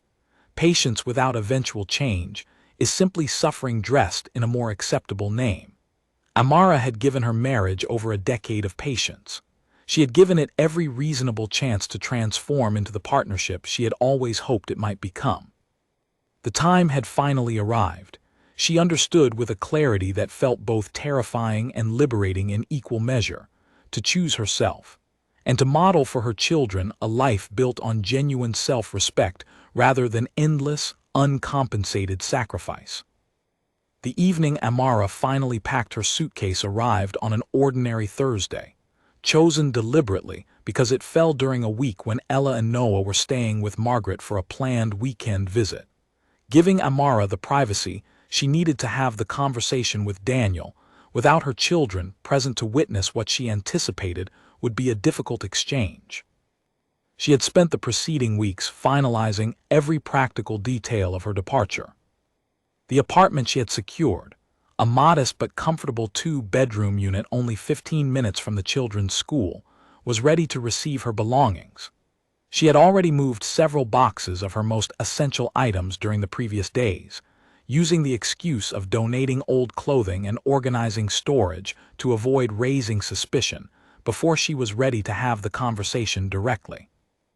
Her lawyer, a measured and compassionate woman named Farah, had reviewed the initial framework of a separation agreement that would need to be formalized once Daniel had been informed. Everything had been arranged with the same careful precision Amara had brought to every decision throughout the preceding year. When Daniel arrived home that evening from work, he found Amara sitting at the kitchen table, the leather journal she had kept for over a decade resting closed in front of her, her expression calm in a way that immediately signaled to him, with the particular sensitivity of a man who had spent years learning to read his wife's moods even while failing to fully honor what those moods revealed, that something significant was about to unfold. "We need to talk," she said simply, gesturing to the chair across from her. Daniel sat down slowly, his eyes moving between her face and the closed journal on the table, as though trying to gather clues about what was coming before she spoke another word. "I have made a decision," Amara began, her voice steady despite the emotional weight of the moment. "I am leaving this marriage, Daniel. Not today, not in a moment of anger or impulse, but after a year of careful thought and preparation. I have found an apartment. I have spoken with a lawyer. I am ready to move forward with a separation and eventually a divorce." The color drained visibly from Daniel's face, and for a long moment he simply stared at her, unable to formulate a response to words he had perhaps sensed were coming, on some level, but had never truly allowed himself to believe would actually arrive. "Amara, please," he finally managed, his voice cracking with genuine desperation. "Whatever I have done wrong, whatever has been missing, we can fix it. Give me another chance. I know I have said that before, but I mean it this time, more than I have ever meant anything." "I believe that you mean it in this moment sitting here with me," Amara said gently, and there was no cruelty in her voice, only the tired, hard-won honesty of a woman who had finally found the clarity to speak her deepest truth. "But I have given you many chances over the years, Daniel, and each time, your renewed effort has lasted for weeks or months before fading back into the same patterns that have defined most of our marriage. I do not believe this is because you are a bad man, or because you do not care about me and our children at all. I believe it is because, for reasons that go back long before you and I ever met, you have never been fully capable of giving me the kind of presence and love I need from a life partner. And I have finally reached a point where I can no longer continue asking you to become someone you have shown me, repeatedly, that you cannot sustainably be." Daniel's composure broke fully at these words, and he wept in a way Amara had rarely witnessed from him throughout their entire marriage, his shoulders shaking with a grief that seemed to encompass not only the immediate loss of his marriage, but perhaps, too, a deeper recognition of every choice throughout his life that had led him to this particular moment of reckoning. "I know about Lauren," Amara continued quietly, once his weeping had subsided enough for her to speak again. "I have known for years, in different ways and different degrees, that a part of your heart has always remained with her, even after everything we built together. I am not leaving because of her specifically. I am leaving because I have spent over a decade trying to earn a place in your heart that, I have come to understand, was already occupied long before I arrived. I deserve a marriage where I do not have to compete with a memory. Our children deserve to grow up watching a model of love that does not require one partner to spend years fighting for a place that should have been freely given from the very beginning." They talked for several more hours that evening, working through the practical details of how they would explain the separation to Ella and Noah, how they would divide their time and responsibilities as co-parents moving forward, how they would handle the logistics of Amara's move and the eventual formalization of their divorce. Daniel's initial desperation gradually softened into a kind of exhausted acceptance, punctuated by moments of renewed pleading that Amara met, each time, with the same patient but unwavering resolve that had taken her an entire year to fully develop. By the time she finally rose from the table to begin packing her remaining belongings, the sky outside had darkened completely, and Daniel sat alone at the kitchen table, staring at nothing, trying to absorb the magnitude of the change that had just been set irrevocably into motion. The scene that followed, Daniel watching from the bedroom doorway as Amara folded her clothes with steady, deliberate hands, represented the culmination of everything that had led to this moment. 11 years of patient hope, a slow accumulation of quiet loneliness, a discovery that had confirmed years of unspoken suspicion, and finally, after countless attempts at reconciliation, a decision made not in anger, but in the clear-eyed recognition that continuing to wait for a transformation that had never fully materialized would only mean continuing to lose pieces of herself she might never fully recover. "You can't just leave," Daniel had said, standing in that doorway, watching the suitcase fill with the careful, methodical precision of a decision made long before that particular evening. We have children, we have a life together. And Amara, lifting her eyes to meet his with a calm certainty that surprised even herself, had given him the answer that would echo through the remaining chapters of both their lives. We have had a house together, Daniel. We have had a routine together, but a life, a real life where two people choose each other every day, that we never had. She left that night, driving through the quiet streets to her new apartment with the last of her immediate belongings loaded into her car, leaving behind the home she had spent over a decade building, and the man she had spent over a decade loving, however imperfectly that love had ultimately been returned. The following days passed in a blur of practical arrangements and emotional adjustment. Amara and Daniel sat down together, as gently and honestly as they could manage, to explain the situation to Ella and Noah. Ella, perceptive as ever, absorbed the news with a quiet maturity that both surprised and saddened her mother, asking thoughtful questions about how their living arrangements would work and expressing, with the particular bluntness of adolescence, that she had sensed something had been wrong between her parents for longer than either of them had probably realized. Noah, younger and less equipped to fully process the emotional complexity of the situation, cried and asked repeatedly whether his parents still loved him, questions that both Amara and Daniel answered with immediate, tearful reassurance, determined that whatever had failed between them as husband and wife would never translate into their children doubting the unconditional nature of their parents' love. The weeks that followed brought their own particular difficulties. Amara found herself navigating the strange, disorienting experience of building a new life largely from scratch, learning to manage a household entirely on her own, adjusting to the quiet of an apartment that echoed differently than the family home she had left behind, especially during the nights when Ella and Noah stayed with Daniel, according to the custody schedule they had carefully worked out together. She found these solitary nights particularly difficult, the silence of her new apartment amplifying, at times, the same loneliness she had hoped leaving her marriage would finally resolve. But alongside this difficulty, Amara began noticing something unexpected within herself. A growing sense of lightness that had nothing to do with the practical challenges of her new circumstances, and everything to do with the simple, profound relief of no longer carrying the weight of a marriage that had, for so many years, required her to constantly manage her own expectations, constantly explain away her own disappointment, constantly perform a version of contentment she did not genuinely feel. She began sleeping more soundly than she had in years. She found herself humming while she cooked dinner for herself and the children on the nights they stayed with her, no longer performing the role of devoted wife alongside her role as devoted mother, simply being herself, fully and without compromise, for the first time in longer than she could clearly remember. Grace, visiting Amara's new apartment during one of the early weeks of this transition, noticed the change immediately. "You look different," she observed, studying her friend's face with genuine warmth. "Lighter somehow, even with everything you're navigating right now." "I feel different," Amara admitted, surprising herself with the honesty of her own answer. "I did not expect to feel this way so soon after leaving.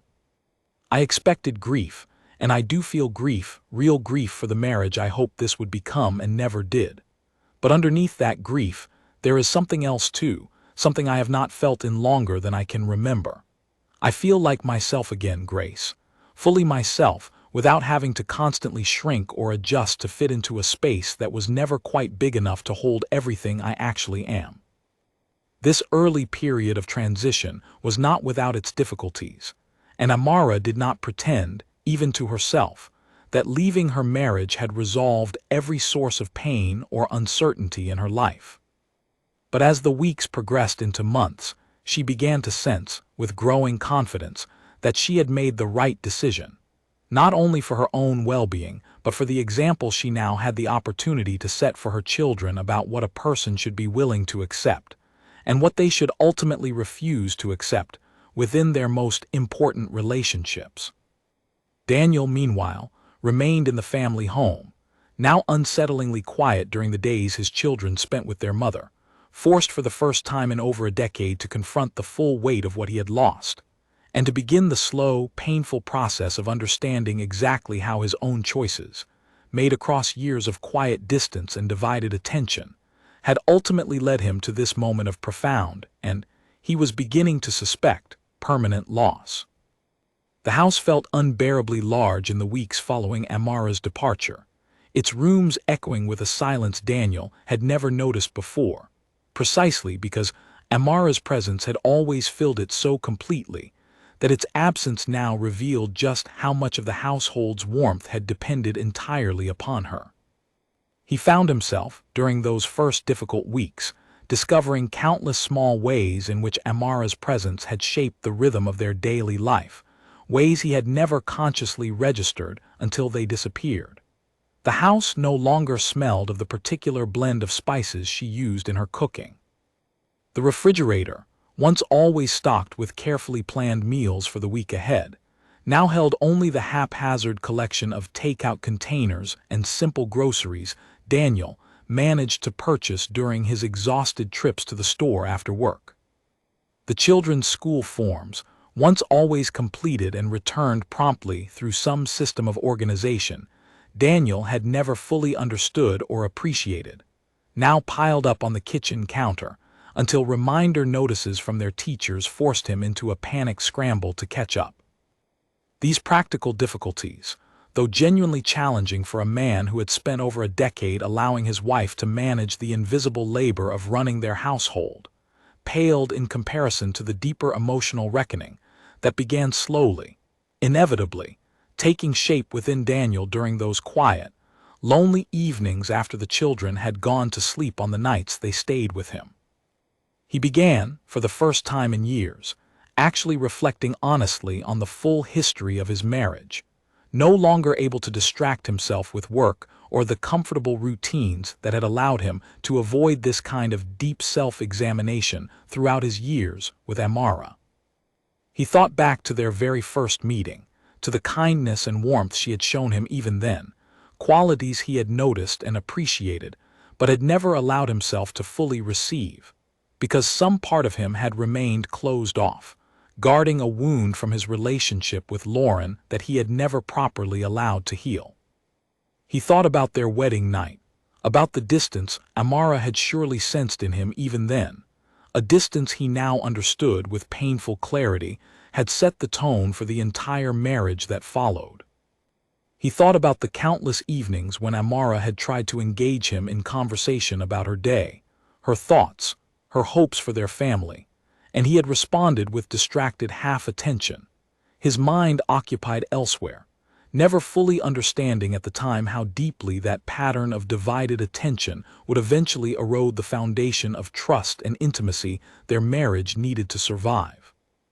Victor, still his closest friend after all these years, became an essential source of support during this period of painful reckoning, though his honesty proved, at times, more difficult for Daniel to hear than he had anticipated. "I warned you about this years ago," Victor reminded him during one particularly difficult evening, the two of them sitting together in Daniel's now unsettlingly quiet living room. "I told you, back when Lauren first re-entered your life, that you needed to make a real choice, one way or another. You never fully made that choice, Daniel.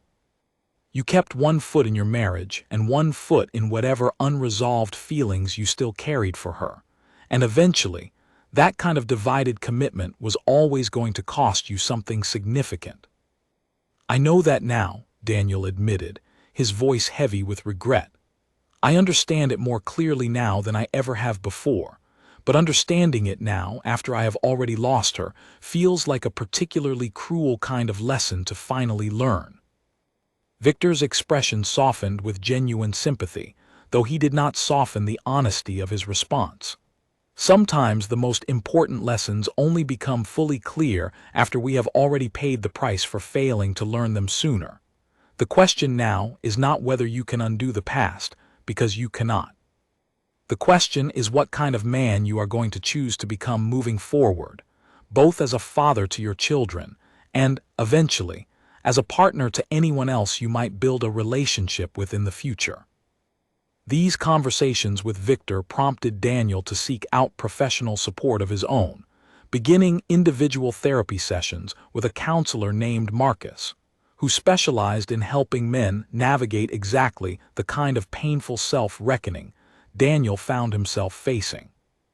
Through these sessions, conducted weekly over the following months, Daniel began to more fully understand the roots of his own emotional patterns, tracing them back not only to his relationship with Lauren but further still, to his own childhood and the particular dynamics of his relationship with his parents, whose own marriage had modeled a similarly distant kind of partnership that Daniel had unconsciously absorbed as normal, long before he ever met either Lauren or Amara. You learned, very early in your life, that love could be conditional and inconsistent, Marcus observed during one of their sessions, helping Daniel trace the origins of patterns that had shaped his entire adult life without his full awareness. Your parents' marriage taught you that a man could provide financially and appear outwardly stable while remaining emotionally distant from his wife, and you absorbed that model as simply how marriage worked, without ever questioning whether it was actually healthy or sustainable. When you fell in love with Lauren, you experienced, for the first time, a genuine emotional intimacy that broke that inherited pattern, which is likely part of why losing her affected you so profoundly. But rather than doing the difficult work of understanding and healing from that loss, you carried it forward into your marriage with Amara, unconsciously recreating the same distant dynamic you had absorbed from your own parents, while simultaneously mourning the different kind of intimacy you had briefly experienced and lost. This understanding, painful as it was to fully absorb, provided Daniel with a framework for beginning genuine personal growth, separate from any hope of reconciliation with Amara. He began, through his continued sessions with Marcus, to practice the kind of emotional honesty and presence he had never fully developed throughout his marriage, first in small, deliberate ways during his time with Ella and Noah, gradually extending this growth into every area of his life. He noticed, during his custody weekends with the children, how differently he began engaging with them once he committed to setting his phone aside completely, giving them his full and undivided attention in a way he had rarely managed to do consistently before. Ella, perceptive as always, commented on this change during one particular weekend, several months into Daniel's therapy. "You're different lately, Dad," she observed, as the two of them sat together preparing dinner, a task Daniel had never previously prioritized sharing with his daughter, but had begun deliberately incorporating into their time together, as a way of building the kind of genuine connection he was learning to cultivate. More present somehow. It's nice.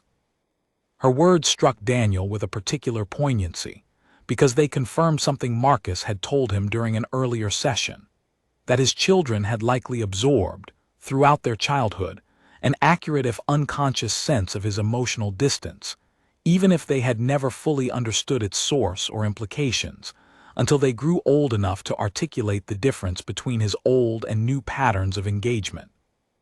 "I'm trying to be," Daniel told his daughter honestly. "I know I wasn't always as present as I should have been with you, with your brother, and especially with your mother. I'm working hard to change that now, even though I understand it's too late to change what happened in our family." Ella considered this response thoughtfully, displaying the kind of emotional maturity that had characterized her since childhood. "It's not too late for us, Dad. Mom made her choice about your marriage, and I understand why, even if it's still hard sometimes. But you're still my father, and if you're really working on being more present with Noah and me, that matters, even if it can't fix what happened between you and Mom." These words, offered with the particular honesty children often possess in greater abundance than adults, helped Daniel understand something crucial about the path forward. That while his marriage to Amara had ended, and while he understood with growing acceptance that reconciliation was unlikely and perhaps genuinely inappropriate to hope, for given everything that had led to their separation, his relationship with his children remained an ongoing opportunity to demonstrate the kind of growth and presence he had failed to consistently offer throughout his marriage. Meanwhile, his contact with Lauren, which had continued in various forms throughout the years, even after his initial promise to end it completely following Amara's discovery, took on a different quality during this period of reckoning. Several months after Amara's departure, Daniel reached out to Lauren, uncertain himself what he hoped to find in reconnecting with her now that he was, for the first time since their original relationship had ended, genuinely single and available to pursue a relationship with her without the complication of an existing marriage. Their reconnection, however, revealed something Daniel had not fully anticipated.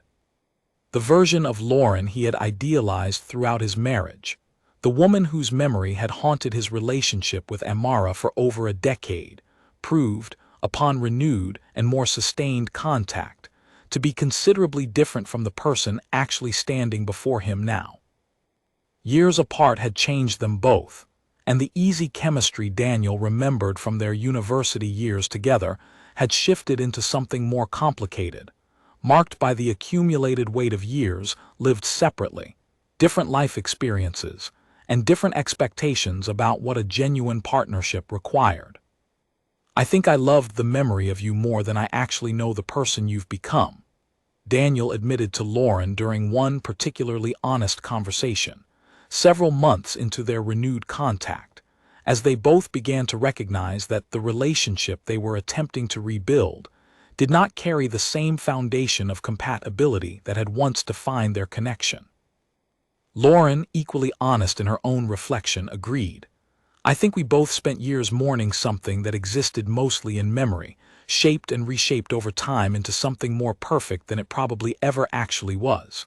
The people we are now, Daniel, we barely know each other anymore, not really. I care about you, and I always will in some way.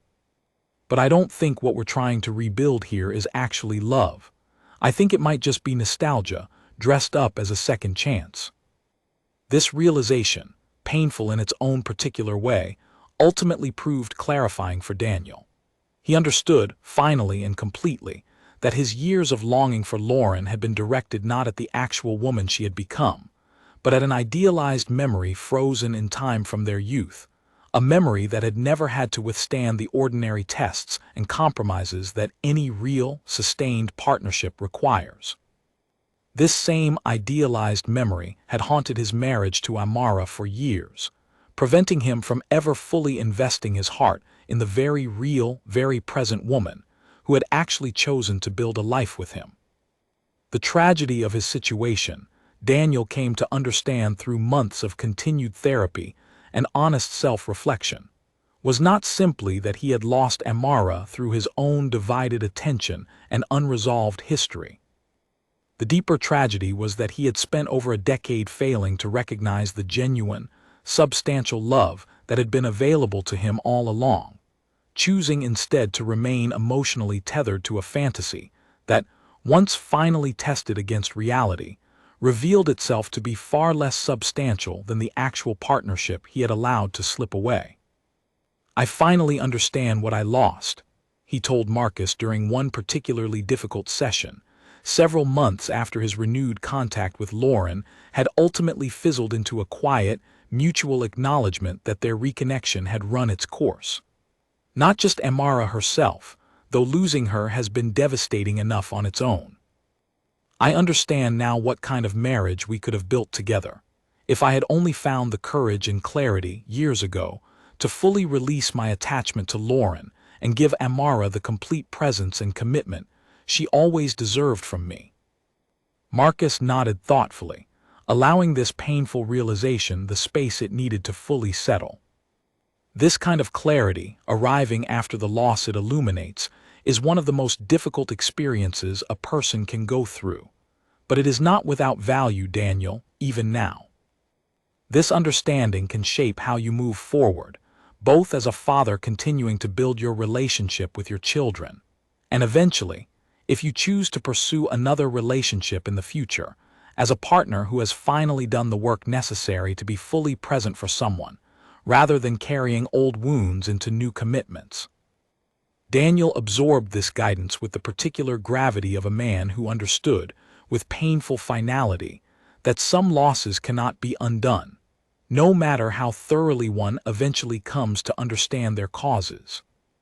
He continued his therapy, continued deepening his relationship with Ella and Noah, and slowly, over the months that followed, began building a version of himself that he hoped, even if it arrived too late to save his marriage, might eventually prove worthy of the genuine, wholehearted love that Amara had offered him for over a decade, and that he had, through his own unresolved history and divided attention, ultimately failed to fully receive and return. Nearly a year after Amara had walked out of their family home with a single suitcase and an unwavering resolve, Daniel finally worked up the courage to attempt something he had avoided throughout the difficult months of his personal reckoning. A genuine, direct attempt to win back the woman whose value he now understood with a clarity that had arrived, he feared, far too late to matter. He began carefully, aware that any clumsy or premature approach might permanently damage the fragile, cooperative co-parenting relationship he and Amara had managed to build in the months since their separation. Their interactions during custody exchanges had remained cordial and businesslike, focused entirely on the practical needs of Ella and Noah, with neither of them venturing into the more complicated emotional territory that still existed beneath the surface of their careful politeness. His first attempt arrived in the form of a letter, handwritten rather than typed, an intentional choice meant to convey the sincerity and effort behind his words. He wrote for several evenings before finally settling on a version he felt adequately captured everything he had come to understand about his failures within their marriage and the genuine transformation he believed he had undergone since her departure. In the letter, Daniel acknowledged, with a specificity and honesty he had never before offered Amara during their years together, the full extent of his emotional unavailability throughout their marriage. He described his ongoing therapy, the insights he had gained about his own patterns, and their roots in his relationship with Lauren and his childhood experiences within his parents' distant marriage. He described his renewed contact with Lauren and its ultimate, clarifying failure, explaining how that experience had finally allowed him to release the idealized memory that had haunted his marriage from its very beginning. He wrote with genuine emotion about the depth of his regret, and about his sincere hope that Amara might consider giving him one final opportunity to demonstrate the kind of husband he now understood, too late, he should have been all along. He delivered the letter during a custody exchange, handing it to Amara with visible nervousness as she arrived to pick up the children for their weekend together. "I know this might not change anything," he said quietly, as she accepted the envelope with a carefully neutral expression.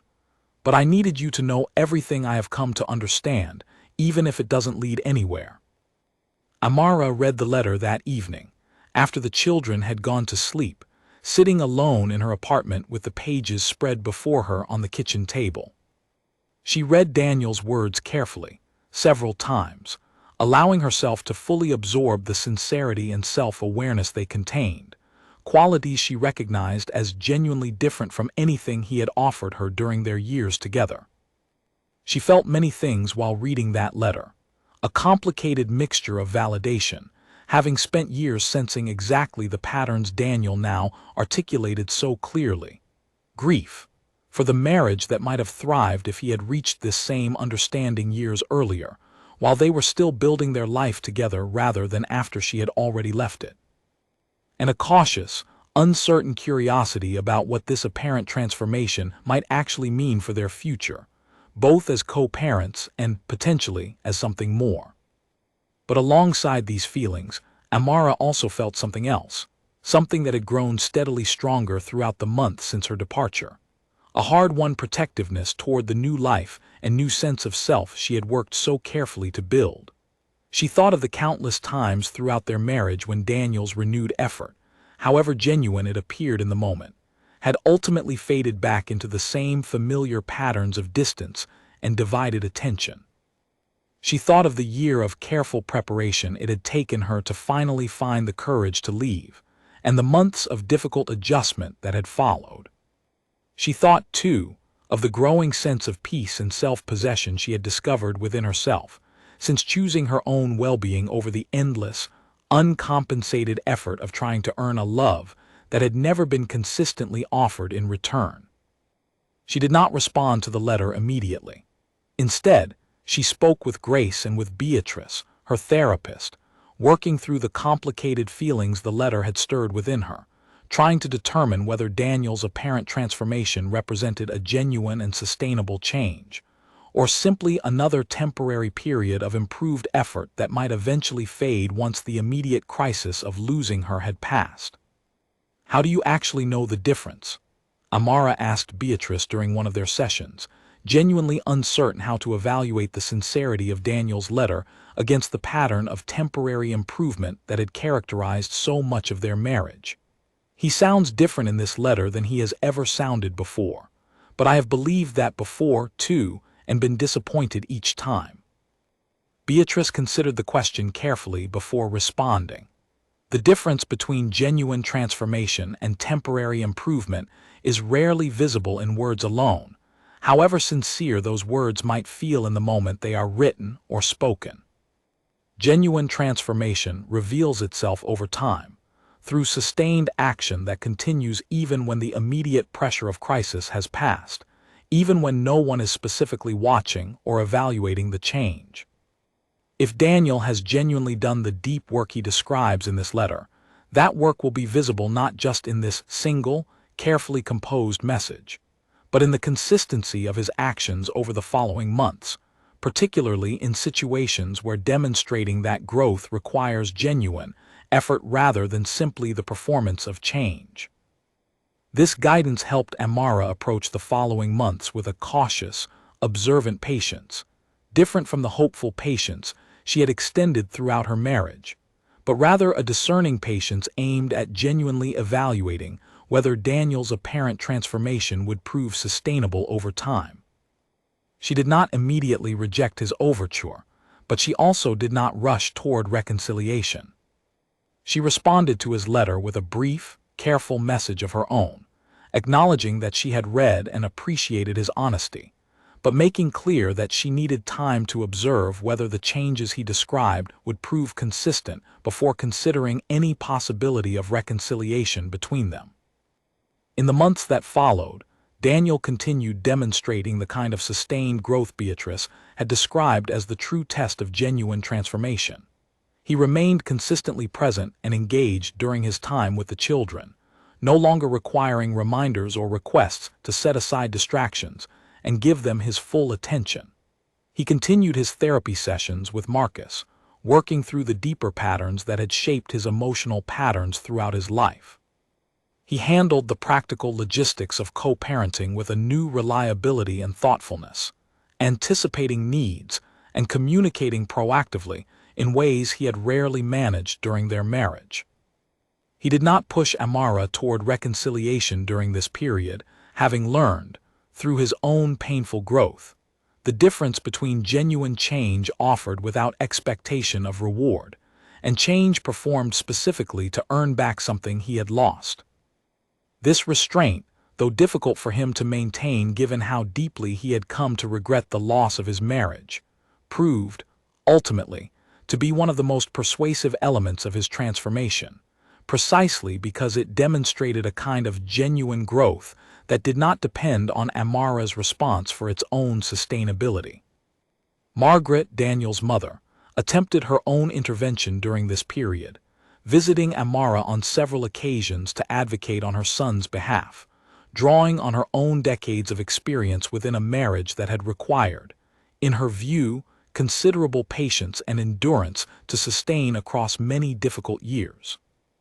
"He has truly changed, Amara," Margaret insisted during one particularly earnest visit. "I have watched my son struggle through this past year, watched him do difficult work I never imagined he would be capable of undertaking. Marriage requires forgiveness and second chances, and the willingness to see a person not just as they have been, but as they are actively working to become. I know how much you loved him once. I have seen how much effort he has poured into becoming someone worthy of that love again." Amara listened to Margaret's words with genuine respect, understanding the sincerity behind her mother-in-law's advocacy for her son's growth. But she also recognized, with the same clarity that had guided her decision to leave in the first place, that the choice about whether to reconcile ultimately belonged to her alone, and that she needed to make that decision based on her own careful evaluation of what she needed and deserved, rather than external pressure from well-meaning family members, however genuine their concern for both her and Daniel's well-being. "I appreciate everything you're telling me, Margaret," Amara responded gently but firmly. "And I do believe Daniel has done genuine work over this past year. But I need you to understand that even genuine growth on his part does not automatically obligate me to reconcile our marriage. I spent over a decade hoping for exactly this kind of transformation while we were still together, and it never fully materialized until after I had already made the difficult decision to leave. I need time to determine for myself whether reconciliation is truly what I want for my own future, separate from whatever growth Daniel has managed to achieve." This conversation, difficult as it was, helped Amara clarify something important to herself, that any eventual decision about reconciliation needed to be based not simply on whether Daniel had changed, but on whether she herself still wanted to rebuild a life with him, given everything she had learned about her own needs, her own capacity for happiness independent of that particular relationship, and her own hard-won understanding of what she deserved from a genuine life partnership. Over the following months, as Daniel continued his consistent, sustained growth, Amara found herself engaging in careful, honest conversation with him during their co-parenting interactions, gradually allowing small moments of genuine connection to develop between them, separate from the immediate logistics of managing their children's schedules. She noticed, during these interactions, a version of Daniel she had rarely encountered throughout their marriage, fully present, genuinely curious about her thoughts and experiences, willing to sit with difficult emotions rather than deflecting or retreating into distraction. These interactions stirred complicated feelings within Amara, a mixture of genuine appreciation for the man Daniel had apparently become, alongside a persistent grief for the years of their marriage during which this version of him had remained inaccessible to her, hidden behind unresolved history and divided attention that had cost her over a decade of the wholehearted partnership she had always deserved. During one particularly honest conversation, several months into this careful, observant period of reconnection, Amara finally voiced the central question that had occupied her thoughts throughout this entire process. "I believe you have genuinely changed, Daniel," she told him, as they sat together on a park bench watching Ella and Noah play nearby during a rare occasion when all four of them had gathered together for a family outing. "I can see the difference in how present you are, how honestly you communicate, how consistently you follow through on your commitments. But I need you to understand something important. Even if I believe your transformation is genuine and sustainable, that does not automatically mean I want to rebuild our marriage. I have built a new life over this past year, a life I have grown to genuinely value and enjoy. The question I am still working through is not simply whether you have become the husband I always hoped you would be. It is whether reconciling with you is actually what I want for my own future now, given everything I have learned about myself and my own capacity for happiness during this time apart." Daniel absorbed these words with the same careful attention he had learned to bring to their conversations throughout his period of growth, resisting the urge to argue or plead his case further, understanding, finally, that this decision belonged entirely to Amara, and that his role now was simply to continue demonstrating his genuine transformation, while respecting whatever conclusion she eventually reached about their future. "I understand," he said quietly, "and I want you to know, regardless of what you decide, that I am genuinely grateful for the growth this past year has forced me to undertake. I am a better father to our children because of it. I am a better man because of it, even if that growth ultimately proves to have arrived too late to save what we once had together. Whatever you decide, Amara, I will respect it, because I understand, finally and completely, that you deserve a partner who chooses you fully and consistently, not one who requires the threat of losing you entirely before finding the capacity for that kind of complete devotion. These words, offered without pressure or expectation, represented perhaps the clearest evidence of Daniel's genuine transformation that Amara had yet encountered throughout their months of careful, observant reconnection. And as she sat on that park bench, watching her children play in the late afternoon sunlight, she found herself finally beginning to approach the difficult, deeply personal question of what she truly wanted for the next chapter of her own life. A question she would need considerably more time and reflection to answer with the same clarity and certainty that had guided her decision to leave their marriage in the first place. 2 years after the night Amara had walked out of the family home with a single suitcase and an unshakable resolve, she found herself sitting in her own garden, a small but carefully tended space behind the modest house she had purchased the previous spring, watching Ella and Noah chase each other across the grass, while the late afternoon sun cast long, golden shadows across the yard.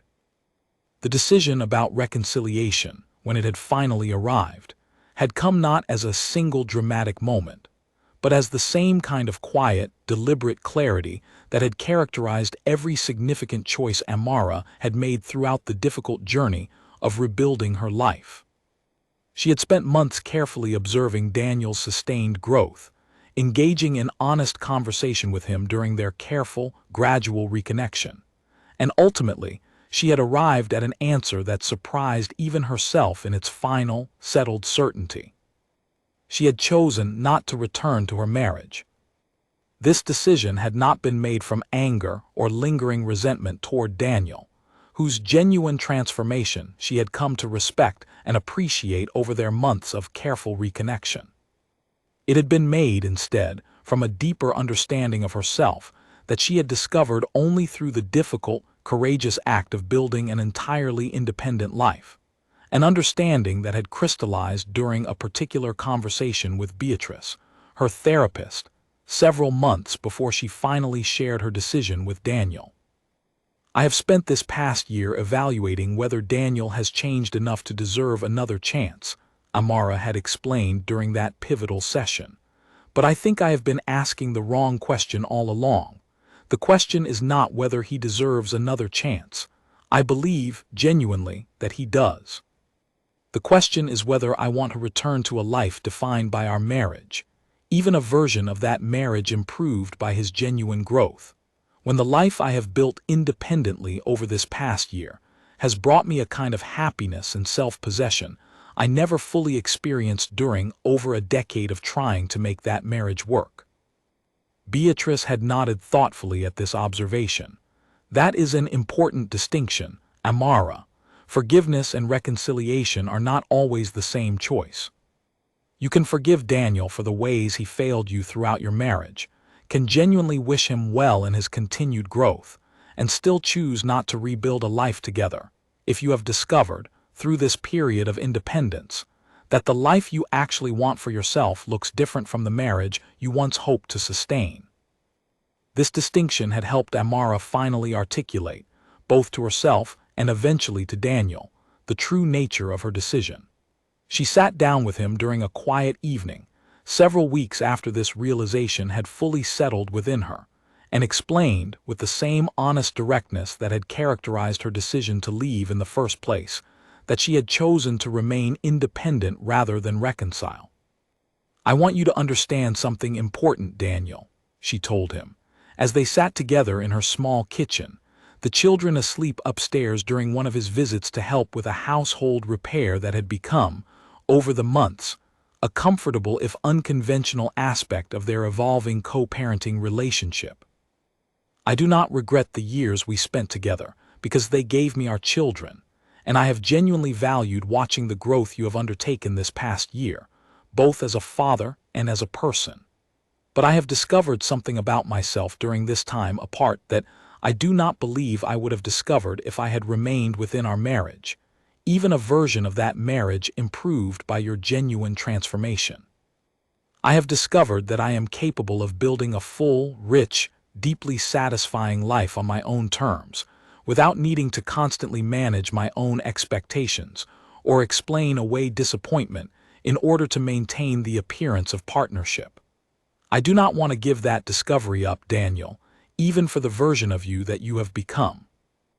Daniel absorbed these words with a complicated mixture of grief and understanding, having anticipated on some level that this might be Amara's eventual answer, even as he had continued hoping, throughout their months of careful reconnection, that his sustained growth might ultimately prove sufficient to rebuild what they had lost. "I understand," he said quietly, after a long moment of silence. "And I want you to know that I do not resent your decision, even though it grieves me deeply. I spent over a decade failing to give you the presence and devotion you deserved, and I understand now, more fully than I ever have before, that some kinds of loss cannot simply be undone through eventual growth, however genuine that growth might be. You deserve a partner who chooses you fully and consistently from the very beginning of a relationship, not one who requires the devastating loss of that relationship before finally learning how to offer that kind of complete devotion." This conversation marked the final resolution of the question that had occupied both their lives throughout the 2 years since Amara's departure, and in the months that followed, their relationship settled into a new, more permanent shape. Respectful, cooperative co-parents who had built, through considerable difficulty and honest reckoning, a genuine friendship separate from the romantic partnership that had ultimately failed to sustain itself across their years of marriage.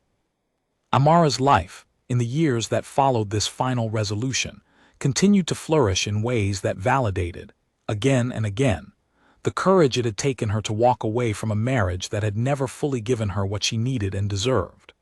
Her career at the publishing house continued its steady growth, and she eventually accepted a position as editorial director, overseeing the entire fiction imprint she had helped build from its early, modest beginnings.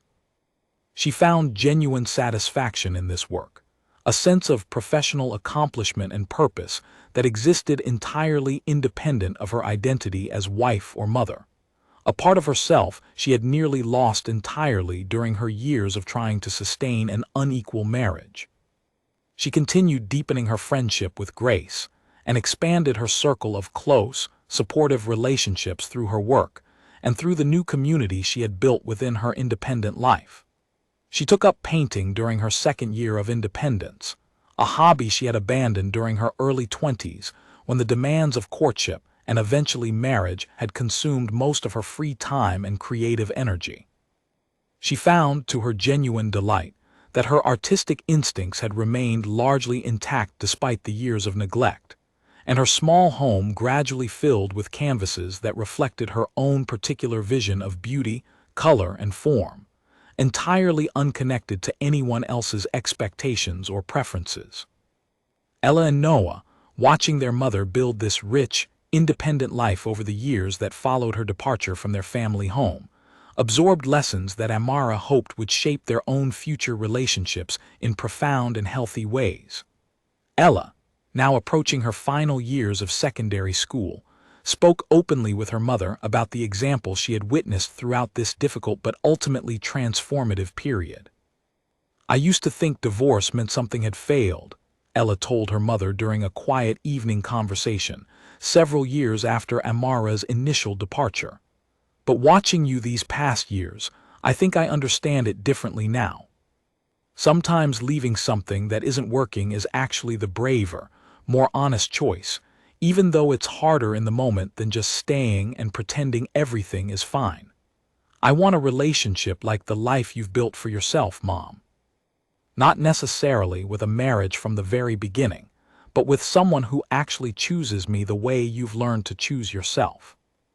These words, offered by her own daughter with the particular clarity that adolescence can sometimes bring to complicated family dynamics, confirmed for Amara that her difficult decision, made after years of careful deliberation and painful self-examination, had ultimately served not only her own well-being, but the deeper, long-term interests of her children as well. Teaching them through direct example rather than mere words that genuine self-respect sometimes requires the courage to walk away from relationships that fail consistently and repeatedly, to offer the wholehearted love and presence that every person genuinely deserves. Daniel's life, meanwhile, took a different shape in the years following Amara's final decision not to reconcile. He continued his relationship with his children with the same consistent, genuine presence he had worked so hard to develop throughout his period of personal growth, becoming, by all accounts, a devoted and reliable father who never again allowed distraction or divided attention to compromise his relationship with Ella and Noah. But his personal life beyond fatherhood remained marked by a persistent grief that never fully resolved itself, even years after Amara's departure. He did not pursue another serious romantic relationship for a considerable time, spending several years focused instead on continuing his therapeutic work with Marcus, working through the deeper implications of everything he had lost and everything he had finally come to understand, too late, about the genuine depth of love that had once been available to him, and that he had, through his own unresolved history and divided attention, ultimately allowed to slip away. When he eventually did begin dating again, several years after his divorce from Amara had been finalized, he approached these new relationships with a self-awareness and genuine presence that represented the full culmination of his years of difficult personal growth. He was, by every measure that mattered, a better partner than he had ever managed to be throughout his marriage to Amara. But he carried into every subsequent relationship a quiet, persistent awareness of what that growth had ultimately cost him. The loss of the one woman who had loved him consistently and wholeheartedly for over a decade, waiting patiently for a version of him that had only finally emerged after she had already found the courage to leave.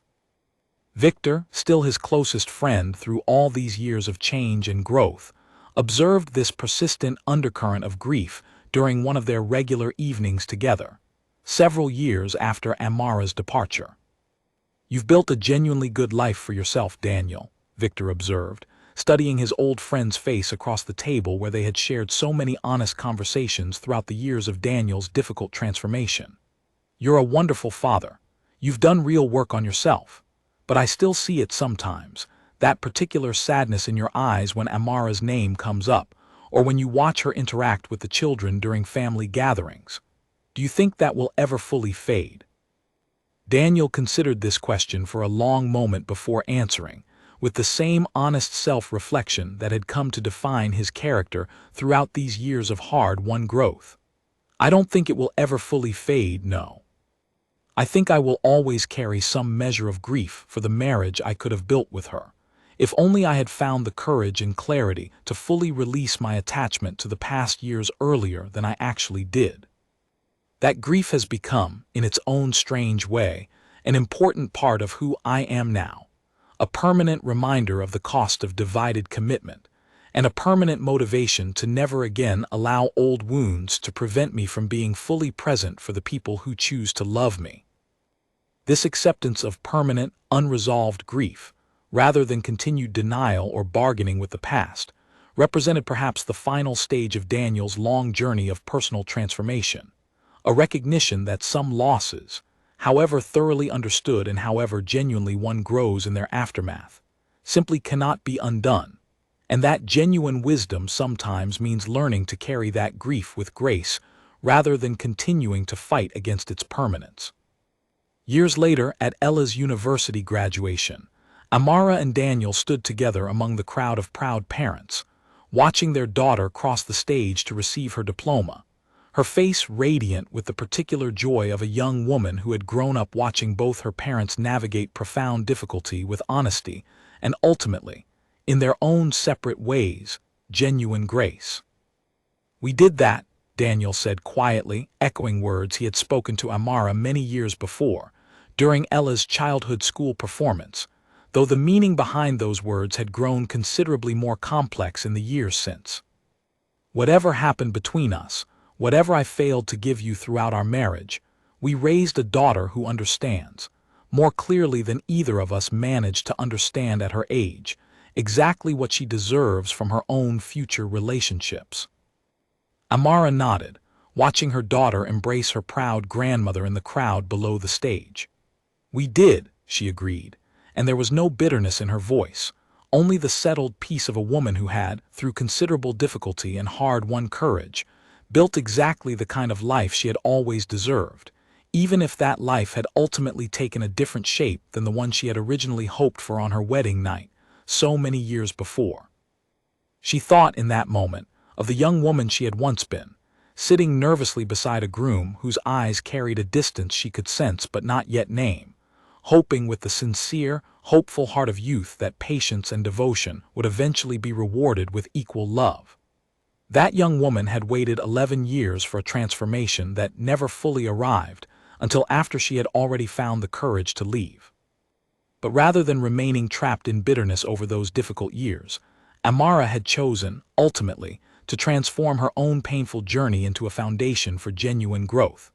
A thriving career that brought her real satisfaction and purpose, a rich circle of supportive friendships, a renewed connection to her own creative spirit, and above all, 2 children who had learned, through her example, exactly what genuine self-respect and courage looked like in practice. Daniel, watching his former wife's quiet, contented presence beside him in that crowd of proud parents, understood, with the same clarity that had defined his years of difficult personal growth, that he had lost something irreplaceable when Amara finally walked away from their marriage. He had spent over a decade failing to recognize the depth and consistency of the love that had been available to him, choosing instead to remain tethered to an idealized memory that, once fully tested, revealed itself to be far less substantial than the genuine partnership he had allowed to slip through his hands. That loss had transformed him, ultimately, into a better father and a more self-aware man, but it had also left him permanently marked by a grief that would follow him, quietly but persistently, through every remaining chapter of his life. She was the wife he never fully desired, not because she lacked any quality worthy of genuine love, but because his own heart, wounded and divided long before their marriage began, had never learned how to fully arrive in the partnership she had offered him with such consistent devotion. And when she finally found the courage to walk away, choosing herself after years of choosing him without equal return, she left behind not only an empty house, but a man forever haunted by the profound, irreversible understanding of exactly what he had failed to recognize and cherish, until it was permanently, irretrievably too late.